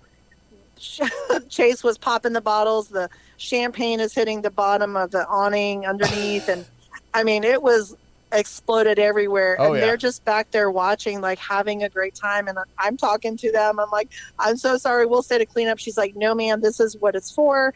Here's more bottles. They were prepared. And seeing the guys hanging out together again in that element, and everybody else coming by and enjoying it with them and celebrating with them. The cup was awesome, pretty darn heavy, having to drink. I mean, that mixture was like the bartender's mat at the end of the night. Disgusting. Just a combination of champagne, beer, wine. Anything that whatever Eli they or could those find. guys, anything they could find to open Oh, was yeah. going in. Yep. And it's just going down, and then they brought the boot out. Yeah. And I was like, this is, if I'm going to have any opportunity to do this, it's now. Now, yeah. And just the stripes on the cake for myself and Canfield and Mike Pelletier, that's since London. They earned our stripes back then. And so it's a tradition that we've done. And obviously Chase and Justin and Eli, gosh, they were like face planting their faces in the cake. Yeah. And Justin did this awesome speech, dropped the mic, and He did. I mean, we destroyed it. I felt horrible. Oh. I'm like, they're never going to have us again. But I spoke to them since, again, apologizing and thanking them, and they said they wouldn't have it any other way. Which their hospitality from the day one to the moment we left is unbelievable. And they feed us, they give us food. It's a place to get out of the element. Yep. And all get together as a crew with their family and friends. And over the years, it's definitely one of the things that's a huge factor, and could not thank them enough. And obviously outfitting the whole team with apparel and hats and everything. It's super cool for them to be involved as much as they are. Yeah, agreed. I am so happy for you and so proud to see you get this. You've been nothing but good to this show from day one, when we probably had 35 people listening to the show. And I love seeing you get to celebrate like that. It was a lot of fun for me to watch everybody. And we do have to let you go. We've got another guest lined up, but I appreciate you having time for us, and look forward to seeing you in a few months for Super Motocross. Yep, you'll see me around, and I appreciate you having me on the show and taking the time to celebrate with us as well. Absolutely. Thank you, Christina, and congratulations. Thanks, right, guys. Talk to you soon. All right, bye-bye. All right, thanks to Christina Denney for coming on. We're going to take a quick commercial break, and we'll be back with Julien Perrier. Super Motocross. Is that how I said it? No, that's what it, when I hear it, that's what it sounds like. I said it stupid. No, I just, that's how I hear it. Dude, Yeah. we go do Super Motocross. It's so duper. Yeah, super Super cross. duper. Yeah, that's all I hear. That's funny. That's pretty funny, Scotty. I'll give you that one. I have my moments. All right, Julien Perrier. All right, guys, we're back from commercial break. Our next guest of the night is brought to you by X Brand Goggles, which is one of the top goggle companies for privateers like Kyle Chisholm, Ben LeMay, Ryan Brees, and many of the top GNCC guys. Visit xbrand.com. Go to your local dealership and find X Brand distributed through WPS. Tonight, X Brand Goggles brings us team owner of Team PRMX, Julien Perrier. What's up, Julien? Oh, not much. Just working night and day pretty much these days. So I guess a whole lot. So yeah. Yeah, it's getting to be, Supercross or Super Motocross is right around the corner. So this is probably one of the busiest times of the year for you, trying to get everything prepared, sponsors lined out, riders lined out, etc. Yeah, it is actually very, very busy, and we kind of never really stopped racing with my team. So we did all the Supercross, Canadian Nationals, and now we're doing the Triple Crown, like Arena Cross portion of it. So it's like there's always something going on, and now we're, trying to finalize some riders for Supercross and sponsors, and it's always a little bit stressful before A1, but yeah. And are you still doing stuff in Canada? Yeah, you still have your team up there too, right? Yeah, we did the outdoors. That's what you're talking. Yeah. Who was on the team this year? What was that? Who was on the team up there this year?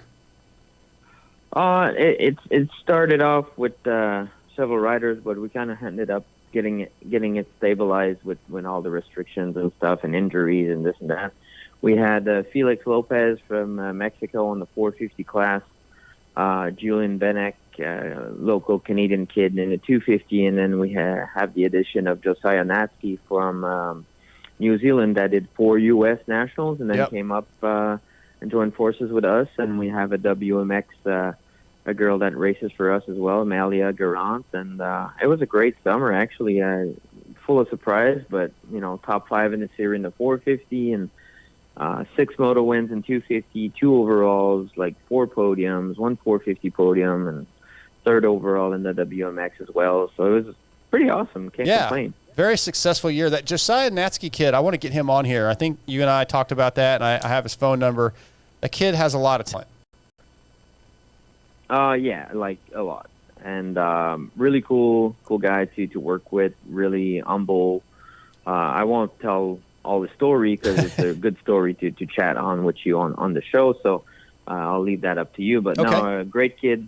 Finally met more of his family. His brother and his dad came to Motocross the Nation, and a good group of people. So for AMA Supercross coming up, I've heard, I don't know if this is confirmed yet, that Cade's on the team, Cade Clayson. You can confirm that if it's the case. And who else are you working on, or who else is locked in?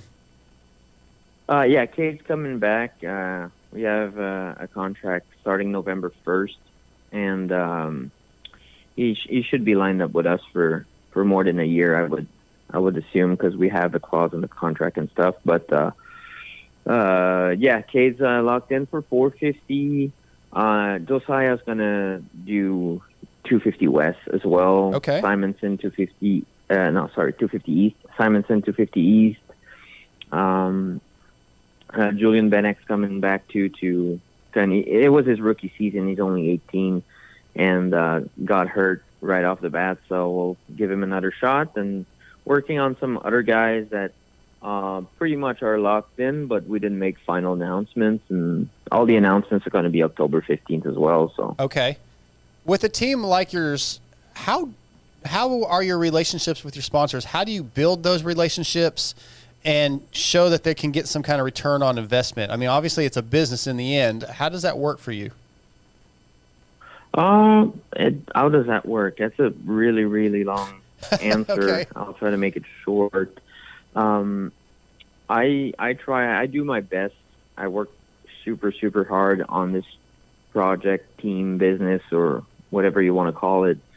Been going at it for more than almost 14 years right now, and just never wanted to go too big too quick, and just keep plugging at it. And I think consistency as a team is really important as well for sponsors. When I kind of talk to new sponsors and stuff, they kind of do research and stuff and see that, in the past 6 years, we've made all 17 rounds and never kind of quit, never folded, never not show up to a race. Always had riders under the tent. Even if we had like 7 riders injured last year, I filled in. Wow.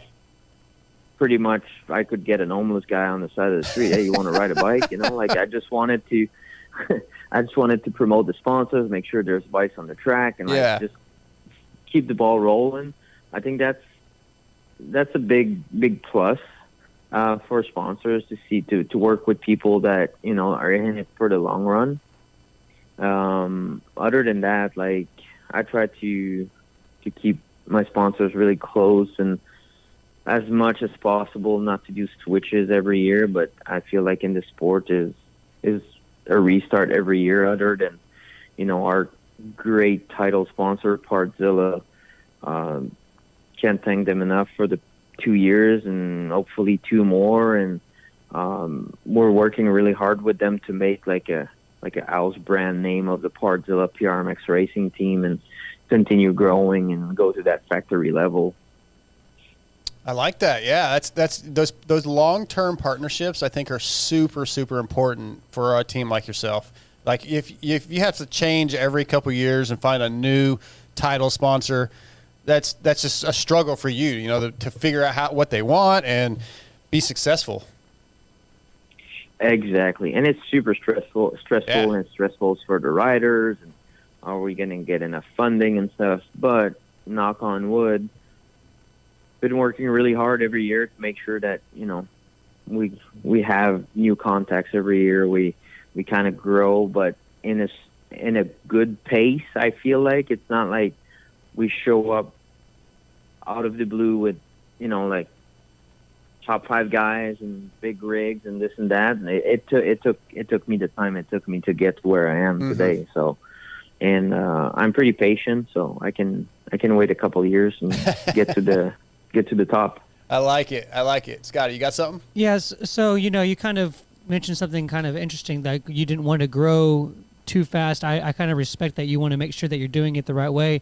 And one of the questions that I did have for you tonight was, you know, obviously growing this team in this industry is very difficult, and I just wanted to know what the next challenge or obstacle or hurdle, or however you want to word it, what is the next thing that you're going to try to accomplish as a team owner? The next, I don't know if it's the next step or next challenge. Like I'm really, really tough to satisfy as a person, like myself. And you know, I change rigs every year, and I kind of flip stuff and upgrade and upgrade and upgrade. My next challenge will be my new rig in 2024, which will be a really, really, really big investment. And I don't lease the rigs. I don't do anything. I want to buy them. I want to own them. And that's going to be the next really big project, if you want. And after that, it's going to be like I think I found niche riders and stuff that I want to grow with now, and hopefully we can make it work to a point where I can bring Cade to the next level he wants to go, and Cade can bring the team to the next level that I want to go. Same with Josiah and all the guys that are involved in the program right now. So those are the 2 things I want to work with. And obviously, like, I don't know, maybe I'm dumb or just blind or something. I feel like a year, 5 years, or somewhat in the nearest future, I will get some OEM/factory support. Yeah, I don't think that's dumb. I think that's good. Like if you felt like I'll never get factory support or OEM support, you're probably not going to be very successful, because you don't even believe in yourself. So the fact that you believe that and feel that way, you're going to keep building towards that and fighting to get it, and they'll see that with results. Yeah, totally. I'm a firm believer in the words like "what if," and I always use it with the riders and myself and growing. Like, what if someone calls, or what if I win the lotto? So, you know. I like that idea. I need to play to first before I can win, but the lotto. Exactly, same here. But you know what I mean. Yeah, I do. You know, I also kind of wanted to know what kind of the feeling you get and how you feel when you're able to give a guy, that the example I thought of myself was Rod Bell, who a year before he was on you, he was working to get himself to the races, working construction. I just wanted to know the kind of joy and whatever the sense of accomplishment that you got being able to help a guy like that out. I mean, it shows that the program works. You know, all respect to Justin. We parted ways after the Supercross due to stuff we couldn't control on each our end. And, you know, it's part of the world we live in right now with restrictions and this and that. You know, Justin came from somewhere else and had made one main event in 3 or 4 seasons of Supercross, and we got to work. He got to work as well. We worked together. We worked well. We had, you know, a good relationship, and we made the bike as best as possible for him and this and that. And he came out with 7 main events in the season with us. So I feel like, from my perspective, it was a successful season for him and for us. Like, it was a win-win. Yeah, I feel accomplished in that scenario where a guy is on the bubble all the time and talented and has to go to work and this and that. But now we were able to have him train and have him go to the race without, you know, being rich, but without being like, you know, not making it. So we were helping him to get to the race. We had bonuses. The sponsors had bonuses. You made good money in the 450, and then you made some bunch of mains. So I think from my feeling, it was a great season. That's cool. How was Motocross the Nations for you? You had your truck, your rig up there and helped out. How was that event? Really busy, to be honest. Like, I think I watched 2 motos. Oh, wow. Yeah. Completely.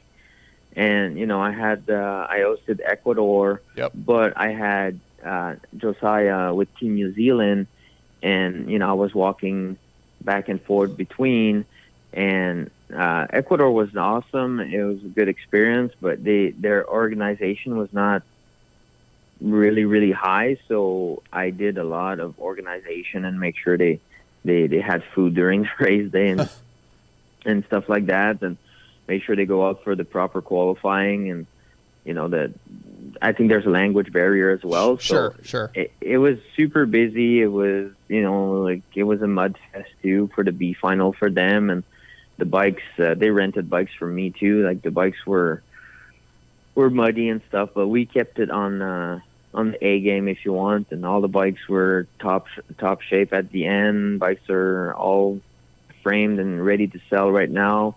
We had 0 issues with the bikes, and Josiah as well, because he was on 2 of my bikes. And, you know, our work was a lot, but our work was done properly, and the machines, they went well. Good. Yeah, good experience then overall. Busy but good. It was super busy. Like, the only time I kind of probably sat down and just eat a brownie or something is when you pass by the New Zealand tent. Yeah, right. Okay. That's funny. All right. So I don't know if you saw the press release on the Super Motocross set schedule.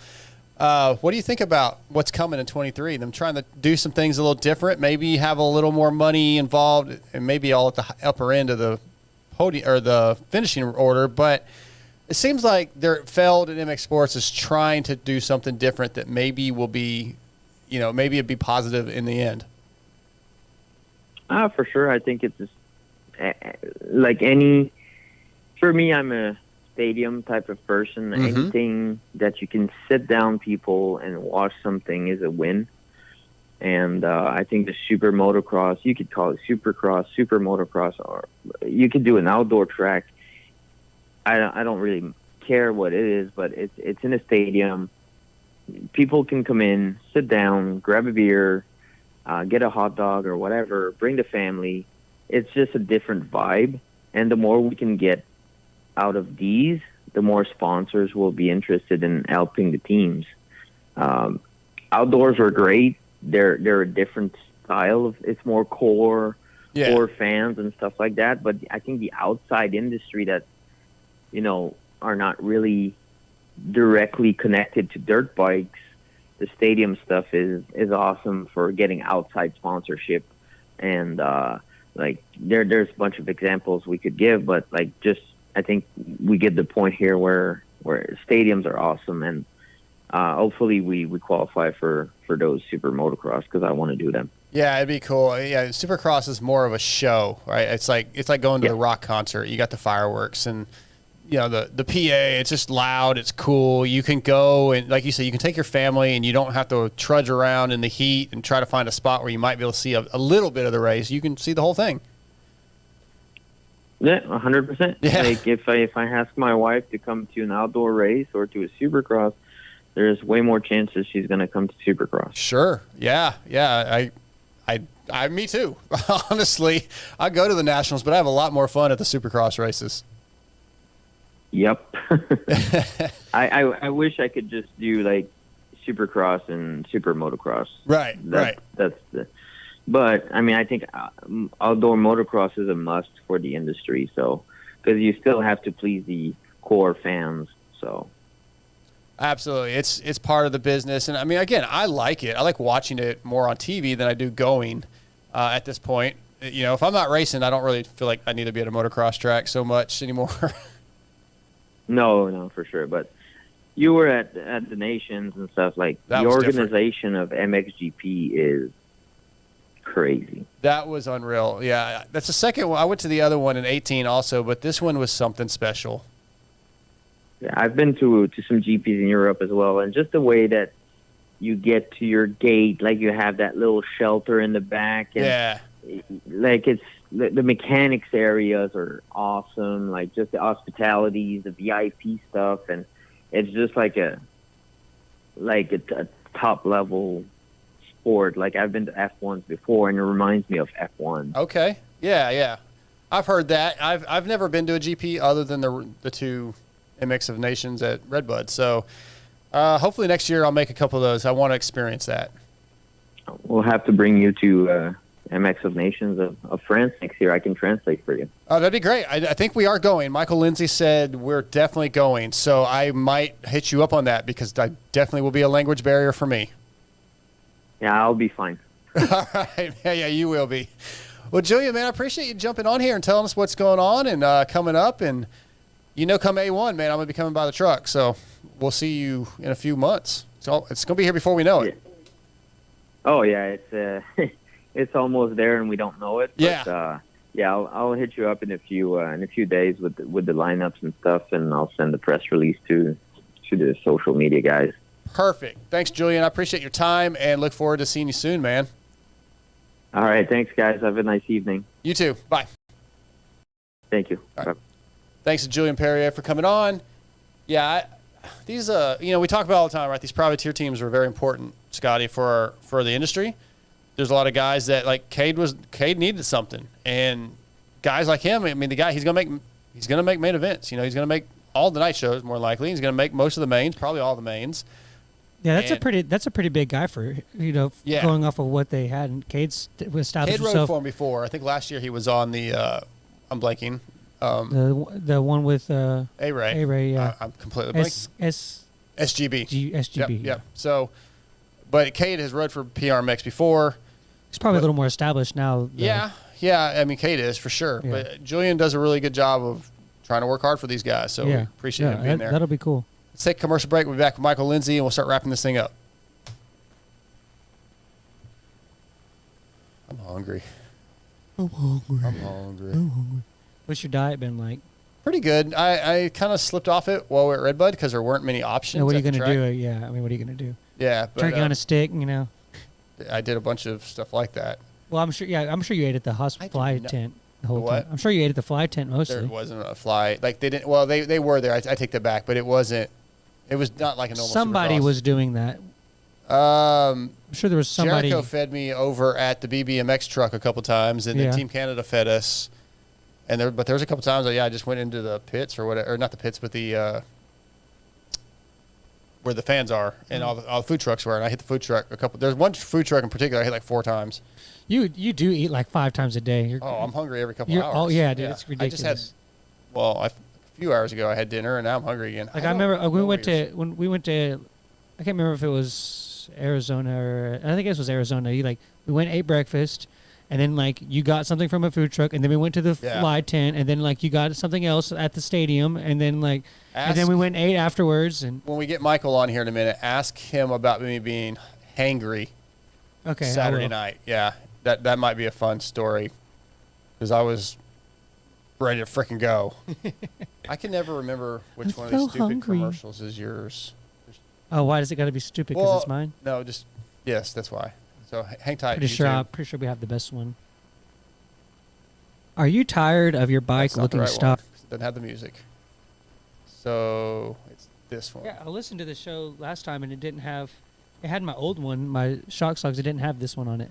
Yeah, I think because there wasn't enough guests.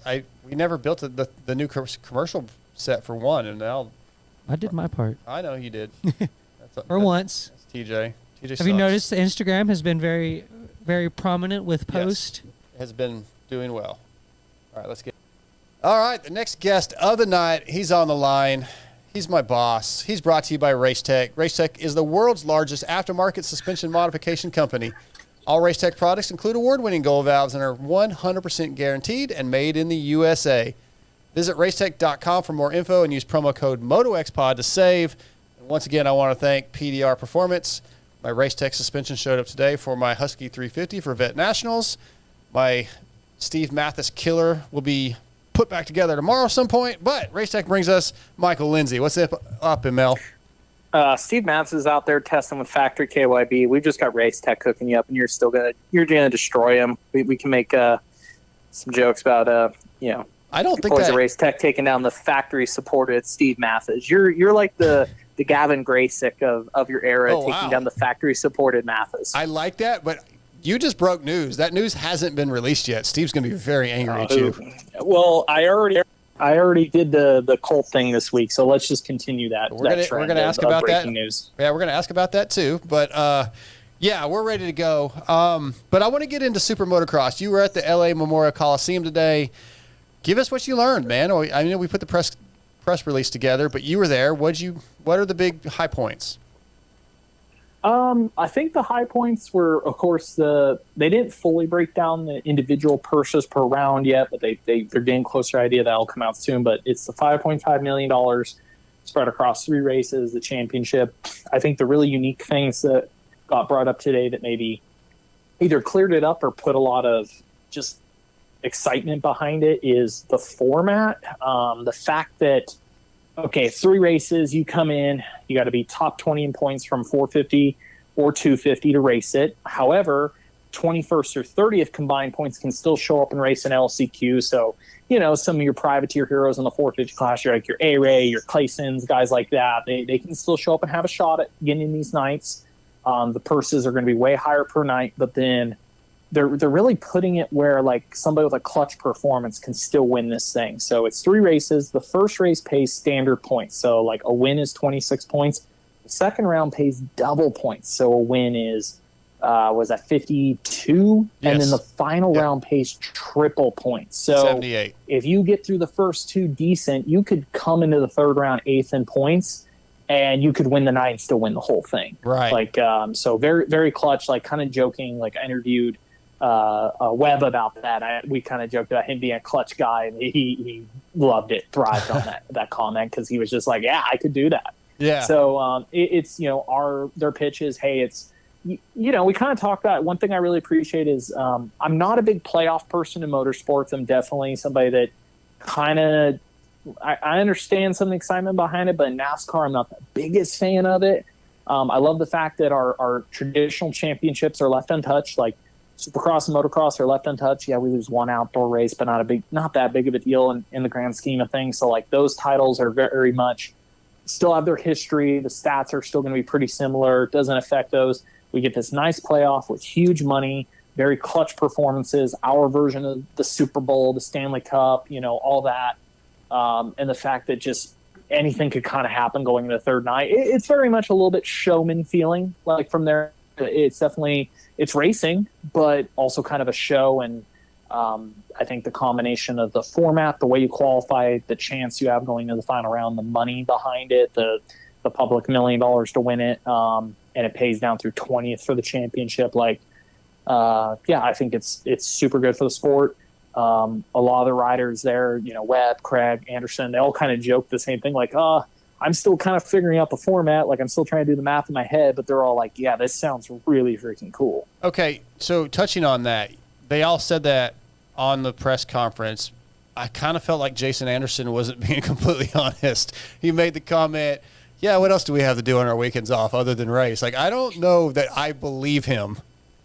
So I asked him that, and he it's kind of like, he admitted, he goes, when you're traveling every week, week in and week out, you get sick of the airports. But he goes, dude, I sit at home for 1 weekend off, and I'm bored out of my mind. I want to go race the next weekend. So he was definitely, I think, and I got to, Jason's in a very different place in his life. Like, he seems to enjoy it more than ever. Himself personally, but I think he was kind of the guy like, hey, there's good money on the table, like it's fun racing, like I'm excited to go do it. There wasn't as many guys bummed as I thought there would be. It's one extra race over when we used to have a Monster Cup on the schedule. I think more of the complaints I've heard, and understandably they have their point, like mechanics and team staff are like, crap, another race. There's enough money in it for the riders. It's, I think, pretty exciting. Like, a lot of guys talk about the burnout aspect. We need less races, which I also do agree with to a certain extent. But as soon as this comes up, or World Supercross, when the money gets waved around, it's like, hey, if the risk versus reward is more worth it, they'll race more. Sure. It's just if it's more worth it. Like, I just don't think guys want to grind. A lot of talk about it. It seems more exciting because so many of those guys have a chance at it, where even somebody who's been a title contender like Jason commented on it, like, yeah, you get to the end of the outdoors Supercross when you're just there's not a lot of motivation to go race on the weekend because you're so you're kind of set in stone on where you are in the championship, where like I said, it's repeating it, but hey, as long as you get through the first two, okay, you could show up to the final round 8th and you still have a shot to win the thing, win the big purse that night, win the money. And a little bit bigger touch than a Monster Cup is there is a world championship title behind it. Yeah. That's going to go in the record book. So it's a little cooler than winning the $1 million at Monster Cup. Yeah, there's some extra motivation for sure. The schedule, going so late into the year this year, I've heard, and I don't know if they've confirmed that or not, but going into 24, it will wrap up a little earlier. I kind of heard part of that. I don't know, because this year I just glanced at it. It looks like there was an extra break in the Supercross schedule I wasn't used to seeing. I didn't quite get my understanding on that too well. I honestly missed part of that because I know there was some talks where like even the MXGP like in front was kind of excited that it runs later because they struggle to get their schedule wrapped up that early, and it sounds like they actually want to push destinations later in the year. I'd be curious where it goes the following year. I don't know if I'd see it massively different. Maybe they figure out a way next year to end it 1 or 2 weeks earlier. It's going to go a little late next year, but I don't think it'll be a drastic change.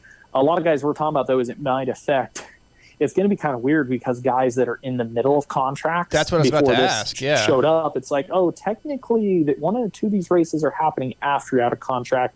So teams will kind of have to figure out how to retroactively get through that for next year. But I think contracts will reflect that in the future if it continues to run into October. I think it'd be tough for them to get it done 3-something in September. Yeah, they could get it done by the end of September. It would definitely be a crunch. Yeah, it'd be tightened up. That's what I was assuming, that it would be done before October 1. And I think it'll be interesting after the first year. I know when I was originally told about all this earlier in the year, there was a very high chance of 4 playoff rounds. Both MX Sports and Feld were each going to drop a race. I think the possibility of a 4 playoff race championship is still definitely in the cards for 2024. And if that happens, it will be Feld that drops a race next time. All right. Because my understanding is, the OEMs are super into this. But they've also kind of all agreed with Feld, like, we can't go more than 31 races a year. That's right. One more than we used to do, and that's kind of where I think the line has sort of been drawn in the sand. I don't think a lot of people are willing to go past that. So if the playoffs are to ever grow, I think, you'll consider another, regular season races will have to be dropped. But at the same time, both entities, MX Sports and Feld were like, hey, we want to keep the integrity of our main series. We want to keep the playoffs short, sweet, and exciting. So I also don't know if the playoff gets much bigger. I think it would be counterproductive if it got to 6, 7, 8 rounds, I would personally think 4, maybe 5 tops is where they get. Yeah. Maybe even they just leave it at 3, but I don't see it really getting that much bigger because it's kind of counterproductive to the whole idea of it. Yep. I think you're right. Scotty? Yes, this may have been something that kind of already been covered, but I just wanted to, I kind of misunderstood if it's so, like, say a guy like Tomac wins one Supercross, he can still do this, correct? I just wanted to clarify. Some of our listeners wanted to know. It depends on, so that got brought up, like this, we'll take 2 case scenarios here. Say you're Tomac, we're going to go worst case scenario here. Tomac comes out at A1, wins, next round, blows his knee out, misses all of Supercross, pretty much misses all of outdoors. He will still be allowed to race Super Motocross because he has a win. However, he is not in the seeded 20. So your top 20 and 450 points are seeded into the 3 playoffs. There is a 21st and a 22nd gate pick for each playoff race. 21st to 30th in combined points will race an LCQ at every playoff race for those last 2 gate choices. And anyone that has won a race in season that somehow didn't finish the top 20 in points can race themselves in through the LCQ. So that's one scenario. The second is, does Eli just win the Supercross? Like, does he race all of Supercross next year, win the championship, but not race outdoors? Yes, he would still probably qualify because they did the math this year. If Eli only raced Supercross, he would have finished 8th overall in combined points. So he still would have qualified for Super Motocross. Yep. And so there is a small portion that promotes you to race all season because it's not a complete hard points reset. So it is, but it isn't. So when you enter Super Motocross, everybody's points are reset to 0, but then you're given bonus points based on your regular season combined score. So say next year, let's take an example, say Chase Sexton has the most combined points between both series coming into Super Motocross. They would give him the equivalent of winning a Supercross race. He would start the season with 26 points. Let's say Jason Anderson is your second combined. He would enter with 23 points. Let's say Eli only races Supercross and has 8 combined points. He would enter Super Motocross with like 13 points or something, or 12 points or something like that. Okay. So not massive differences considering how much the points scale up at each race, but it kind of promotes definitely some guys to race a little more in the season. Maybe even, I talked to Webb about it, and it's like, Webb said, if he had an amazing Supercross season, but racing a couple outdoors would help him start a position or 2 better. Maybe he does that. Okay. How is the Coliseum? How is it for parking? I know some of the rigs are out there. What do you think it's going to be like for an actual race? I don't know. It's going to be weird. The rigs, they kind of had them parked on the wraparound road. They didn't even have their awnings out or anything. It's going to be tough. It's a lot of, there's some parking structures. It fills up good during the college games, but you have more people using public transportation. I will say, if you go that final round, definitely put some thought into it. Parking might be kind of a issue if it fills up, if it goes to like if it gets near capacity. They're going to do the Paris style, which is cool. It was funny is like I wandered over with a couple of riders when we went over to look at how you would get in and out of the stadium with Paris styles, and the first thing one said, they're like, dude, the gap between the pillars is way smaller than I realized. Because remember, there's that video, I think it's Larry Brooks clips going in the 1 year, like clips the Peristyles with bars and rods on his way in, because you kind of split around them. So I think that caught a few of the riders off. It's going to be interesting. They didn't realize how narrow those gaps actually are. 450s are going to jump from the top all the way to the bottom. Oops. And then the other thing is, like, it's kind of well known at this point inside the industry, like your 2 rounds that didn't get announced for Super Motocross today, they should be announced within the next month, they think. It's very likely that one of them, but from everything I've heard, one of the rounds is supposedly going to be COTA, Circuit of the Americas. And I think the other round might be like a Charlotte Motor Speedway or something like that. They're working on some different venue ideas. They also want those tracks to be very different. The one at the LA Coliseum would be very Monster Cup-esque, like a tamed down Supercross track without major whoops and a little bit longer. I think in a COTA or a Charlotte scenario, they would want to switch it up a little bit, maybe try to make more of a man-made outdoor track or something of that situation. They don't want these 3 Super Motocross races that feel exactly the same. What happened to Kansas City? Do you know? Oh, on the normal Supercross schedule, I just heard it fell apart, because it was supposed to be on the Monster Jam schedule, and then it came out of St. Louis. I just heard something fell apart with putting it together last minute. Because if you see Denver, so both the Texases ended up being East Coast, which the original schedule I had Arlington as a West. Right. So both the Texas are East. Denver's back on the schedule, which I heard was going to be off this year because Phoenix got pushed so late because the Phoenix Stadium has the Super Bowl this year. Mm-hmm. I gotta look at the schedule again. There's one other round that got thrown way off in there. I got it right here. So I got Anaheim, Oakland, San Diego, Anaheim, Houston, Tampa, Arlington, Daytona, Indy, Detroit, Seattle. That's a late one. Oh, that usually is, I guess. Glendale. Yeah, so Minneapolis was always going to be off. I think it was something like Detroit was also supposed to be off. I think Detroit was supposed to be off, and maybe that's where Kansas City was going to be in the schedule. Yeah, because it was. I'm kind of glad it wasn't, because they were talking about Kansas City. They were talking about maybe, like how St. Louis was the one year, they were talking about maybe making it a West round.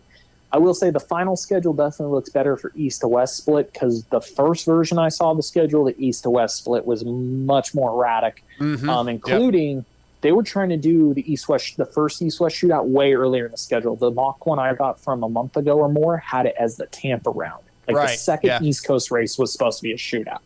Yeah. So definitely normal. I think a really cool one for San Diego is that we're going to Snapdragon instead of Petco. Petco's a nice stadium, but it's a crap hole around it. The pits are a pain in the ass. Sure. It's so far to get back and forth from it. We've had such a bad problem with the homeless around it, like antagonizing people and issues. Snapdragon's going to be a smaller stadium, but I think they'll fill it better. It's up where it's basically on the old, grounds of Qualcomm. Oh yeah. So I'm kind of excited we're going to Snapdragon. Like I said, it's a smaller venue, but I just think the issues that people have faced, don't like about Petco, I think it'll be good. Super bummed we're going back to Oakland. I'm so over getting shit stolen at Oakland. Yeah. Oh God, so I'm many there people for have that one. problems. I might stay. Year. I've been held up by a dude on the BART with a knife to take my backpack at that round. Holy shit! I may. I'm gonna be out there for that round, but I still may just stay at your parents' house and just I'll watch it on TV. We're gonna do rock paper. So we're just gonna send our Euro that's coming. We're just gonna send him the new guy. Yeah. Yeah, the new guy that we haven't announced yet, but the new guy can go. Okay, deal. I don't want to go to Oakland. Yeah, I don't either, to be honest. Before I let you go, Scotty over here he was just talking about how I eat all the time. He wants to hear the hangry story from Saturday. Oh yeah, I want to hear your viewpoint. I've had to deal with Hangry Jamie before. I just want to know how it went for yourself. Oh, when you were walking around the press tent, complaining about how rough your life was when we were all working our asses off. I want some food. Oh, the best one is he goes over, me and Dylan are editing stuff. There's only a few of us in there late night doing photo and video work, and he's just wandering table to table talking about how hungry he is and how bummed he is and how hard his life is. My favorite one is he goes over and starts bugging Mike Emery. Emery had just shot 8 days straight at this Honda Talon thing, and I don't know where. Hasn't been home to see his kid, family, anything, working 20 hours a day at this Honda shoot for 7 8 days. Flies overnight to shoot Cameron McAdoo's wedding, and then red eye straight into Redbud, shows up at the track right for the qualifier shoot. He's in there grinding. Dude has slept maybe 10 hours in the last 7 days, and Jamie's over there telling him how hangry he is and how rough his life is. And tired. It's like, dude, I don't want to hear it. Yeah. Emery's a good sport about it. I just saw it later. I'm like, you picked probably the guy who's had the roughest week possible, and you're talking about how rough your life is. In retrospect, yeah, I was not hungry. He's over there. How do they not have an In-N-Out here? Oh my god. They know In-N-Out. Yeah. Where's the food? Yeah. Man, it was rough. Whew. All right. Yeah, I'll just let you tell it because I wouldn't tell probably the full truth. Hangry Jamie. But as soon as you're fed, you go back to just being a perfect gentleman. Yeah, you're the nicest guy when you're fed. But, I'm hungry. He eats 6 times a day. It's ridiculous. I'm hungry right now. We got to wrap this show up. Yeah, he's trying to get you off so you can go eat. Yeah. I noticed he's trying to kick me off quicker than I thought. Jesus. No, just hungry, Michael. I mean, I don't do well when I'm hungry. Damn it. Well, at least your internet works. Yeah, for now. My neighbor just texted me. I got to call him when we get off because he's got another internet provider coming out in the morning that's supposedly faster and cheaper, which is how I like my women. So we're gonna try to I may try to fix that. But yeah, right now, dude, I don't know. It was 600 megabytes per minute or per second a second ago. It's gone the whole YouTube. So we're good right now, but any moment it could go to 0.7. Yeah. So where are we at? We got any chatter on where are we at with this vet national race? Like, how are we feeling? I'm feeling good. There's been a lot of chatter. Obviously, we talked earlier today that Travis Preston made a post.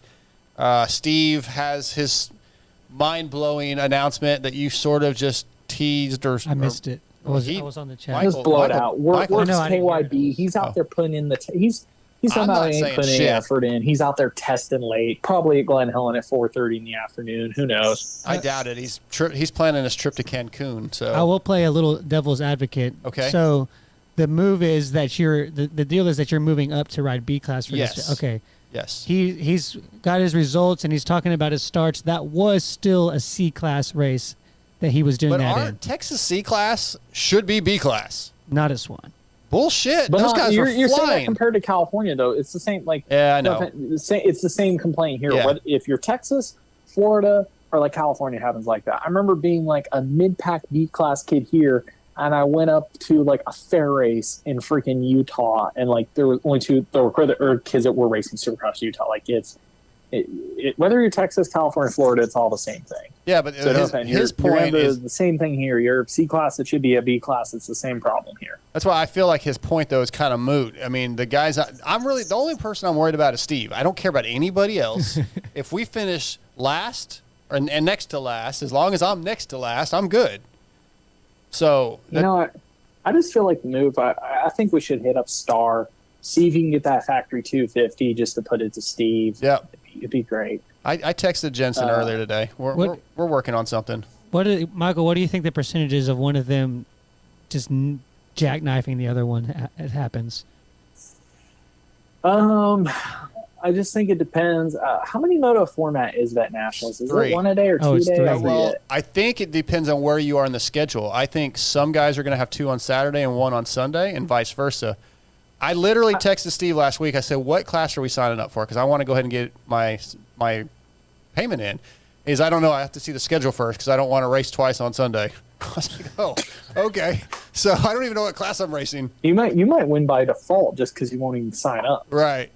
But I didn't want to pay and then have to change, so I'm waiting, I guess. So I feel like on the jackknife thing, I think if it comes down to final moto, it's going to go one of two ways. Either somebody's going to see blood red because of them getting beat. I can't say which one of you beat. I could see it both. I mean, if you're hangry, Jamie, it might be you. I mean, Steve might just lose control. It's either one of you is going to do it very much on purpose, or I could see you two running into each other completely just because one of you just loses absolute control. A little whiskey? And with arm pumping, just whiskeys into the other for no actual meaning to do it. It just might happen. I'm coming out of the gate. Like, I will be lining up next to Steve if at all possible. And I'm coming out of the gate and making a hard left. It's emotions plus arm pump. Anything is possible. Yeah. No, it's going to be fun. I got the suspension back from PDR Performance Race Tech today, so hopefully I'm going to get to ride this week and test. Getting ready, prepping, and we're going to be ready. Michael, the Vital MX team is ready to go. We're gonna have some little secret things coming too, some surprises.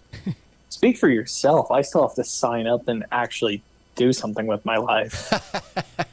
You're not just going to come out and support, huh? You're going to actually ride? No, I'm going to race. Because if I don't race, between you and Kiefer, probably a little bit TP, I will not hear the end of it. Even though I'll do miserably bad, I think I'd rather take the shame of doing really bad than the shame of just getting endless peer pressure. I like it. We're going to have a good time, man. I can't wait. Steve wants me to drive out because he wants me to bring my 125. He bought my 80 or my 90 YZ 125 that's still in a box because it's in parts. Is he going to give you a delivery fee on top of that? Yeah, he paid me a fair amount for it. So he's like, "Hey, are you driving out for vets?" And I was like, "No, I'm flying for that one." He's like, "That's bullshit." So I don't tell you, it costs too much to drive out there. How are you getting your bike there? I'm not racing my bike. I'm racing another bike. He's factory. He gets factory. to fly in with his suspension and a gun case, and I put on another bike. Yeah. Like Trad Reed program, just private jet in there. Husky 350, but I am working on something special. Working on something big? Yeah. Something like Steve said, his secret's going to blow my mind. What I got coming, he's going to lose his mind. I can't The whole wait. industry, look, the whole industry. Look, Spot TV on Twitter said we need to come out and film this. Oh, it's gonna. Oh, it needs to. And be. then they were like, I thought they were joking, but then they started making some comments like they actually might try to do it. So I don't know. I'm gonna find a Instagram It's gonna live be the or most something. underwhelming thing of all time. Is my I feel like we megapixels need bad, to or are have they somebody make like a really, really good Photoshop of like a boxing like title card match of the two of you, like the gloves up, like facing, looking the stare down kind of photo. I feel like we need one of those going. That'd be good. It's probably going to be though like one of the old Tyson fights, one way or the other, where one of us is out in the first 5 seconds and then it's just over. I'd say, so how'd the race go? Well, right off the start. Yeah, one of us loops out or something, and it's just over from the. It's gonna be good. I don't care. I can't wait. I'm excited. But yeah, man, that's a lot of good stuff, Michael. How have I been doing at Vital? You want to give me a grade? We'll save that to the end of the report card period. Okay. Midterms aren't looking so good. You need to really pull it through in the final. It would have done a little better day if you actually had working internet. Hey, it's not bad for not having good internet. It's not great either. I was stressed. Holy shit. I was just like, nothing's working. I'd be out there using my phone as a hotspot in the rain. That's my level of commitment. Oh, all right. Michael, I came in the day. I was like, hey, man, how's it going? He's like, I'm pissed. I'm hungry and the internet doesn't work. Hungry, he's pissed. Yeah. I'll be good here in a few minutes. I'm about to get some food, and I'll be good. Did you guys cover anything else fun tonight? Just talking to a lot of MXON talk with Cameron and Christina. That was fun. Just just kind of talking about their careers, and Christina finally getting to be a part of a winning team, and just some fun stuff. She deserved it for all the work her, Paul, Petra, those guys put in a lot, but Christina put a lot into that race. I was super stoked. I mean, you were there to like the celebration stuff. Like I felt like everybody gave her the credit that she deserved for the work she put in. Like they definitely wanted to. She was a big part of the celebration at the end, and she deserved it. I'm always bummed, like in a sense, even though the Rock River team's kind of around, it's not the same as like when she used to run it. She does a really, really good job. She does, and she talked about how much she learned from 18 and moving on. So and kind of figuring out what they did wrong, and then continuing. She says she's already got a list of things they need to do for next year. So I think we're good for Renee. Yeah, and we joked about the race, not that it wasn't letting it sink in, but I'm already so much more excited for Renee. I think the U.S. rider group, regardless of who we send next year. I know Chase wants to be team captain real bad now, but I think the guys are motivated to go win on foreign soil. I think we have a much better cohesive feel to our effort than we've had before. Kind of like some guys might say it doesn't make a difference or whatever, but like how you look at like how gnarly of a job France does with their group, just like team bonding, preparing, guys scouting, them all working together. Like felt like that was the first time in a long time we had a U.S. setup like that. And I think it was a little easier to get everybody behind on home soil this year because the chances were high. But since I was successful, I think everybody will double down going into Ernay, and it'll be really fun to watch next year. Yeah, I can't wait. I'm excited for what the next year is going to bring. So, long as you don't fire me, I'm good to go. Yeah, period. The sport's going to just be the next year is crazy. Like it's the most change we've seen in a long time, and there's still more coming. It sucks that it's not going to happen for this next year, but even the year out, we should have a combined MXGP outdoor national in 2024. I think that's going to be. I'm also very much looking forward to that because it's a little bit different destinations. It's everybody in the middle of their championships battling for points. Guys kind of have to send it. Yeah, that's going to be really fun to see how that ends up shaping up. I think I know that Davey Coombs and David Long want to try to make it work for this year, but with us entering a new TV contract and Super Motocross, there was a lot in flux. So it sounds like the plan right now is to try to make it happen for 2024. Fantastic. Like that. Yeah. Cool. Probably mid to later in our season, but should be that'll be an all-time event, in my opinion, to go to. Definitely. A lot of good things coming. And Michael, I appreciate you jumping on with us for a little bit. You've had a busy few days with travel and going to the press conference, and you're probably ready to relax a little bit if you ever get to. I just spent 2.5 hours sitting in traffic and in the damn Coliseum, so now I have more work to do. Oh yeah, this shit never ends. Never ends. Well, thanks for jumping on with us for a little bit, and I'm sure I'll talk to you in a little bit. Cool. You guys have a good one. Thanks for having me on. You too, ML. Thanks, man. Later. See you, bud. Michael Lindsay didn't want to give me a grade because I'm killing it. So one of the guests said, what can Darkside do for extra credit? And I said, get better internet. Yeah, right? Well, I'm going to work on that. I got my neighbor I got to call him here in just a minute. So let's wrap this thing up. I want to thank all our guests, Camera, Christina Denney, Julien Perrier, Michael Lindsay, and, of course, all of our sponsors, the Cherubies USA, Race Tech, Fly Racing, X-Brand Goggles, Works Connection, Torque One Racing, R Jerky, Firm Lords Graphics and Jersey ID, Shock Socks, Williams Motorworks, Extreme Colors, Blood Lubricants, Power Band Racing, TruFusion Sports, and Grill Your Ass Off. And, guys, don't forget, you can still go to patreon.com, support the show, sign up, you can do $5 a month, help us out. It pays for the internet, pays for a lot of other stuff that we need, and we do travel, shipping for the giveaways, etc. But, Scotty, appreciate you being in studio. Finally made it. The show made it. It looks like on YouTube, so I'm appreciative of that. That's 246, and we're out of here. See ya.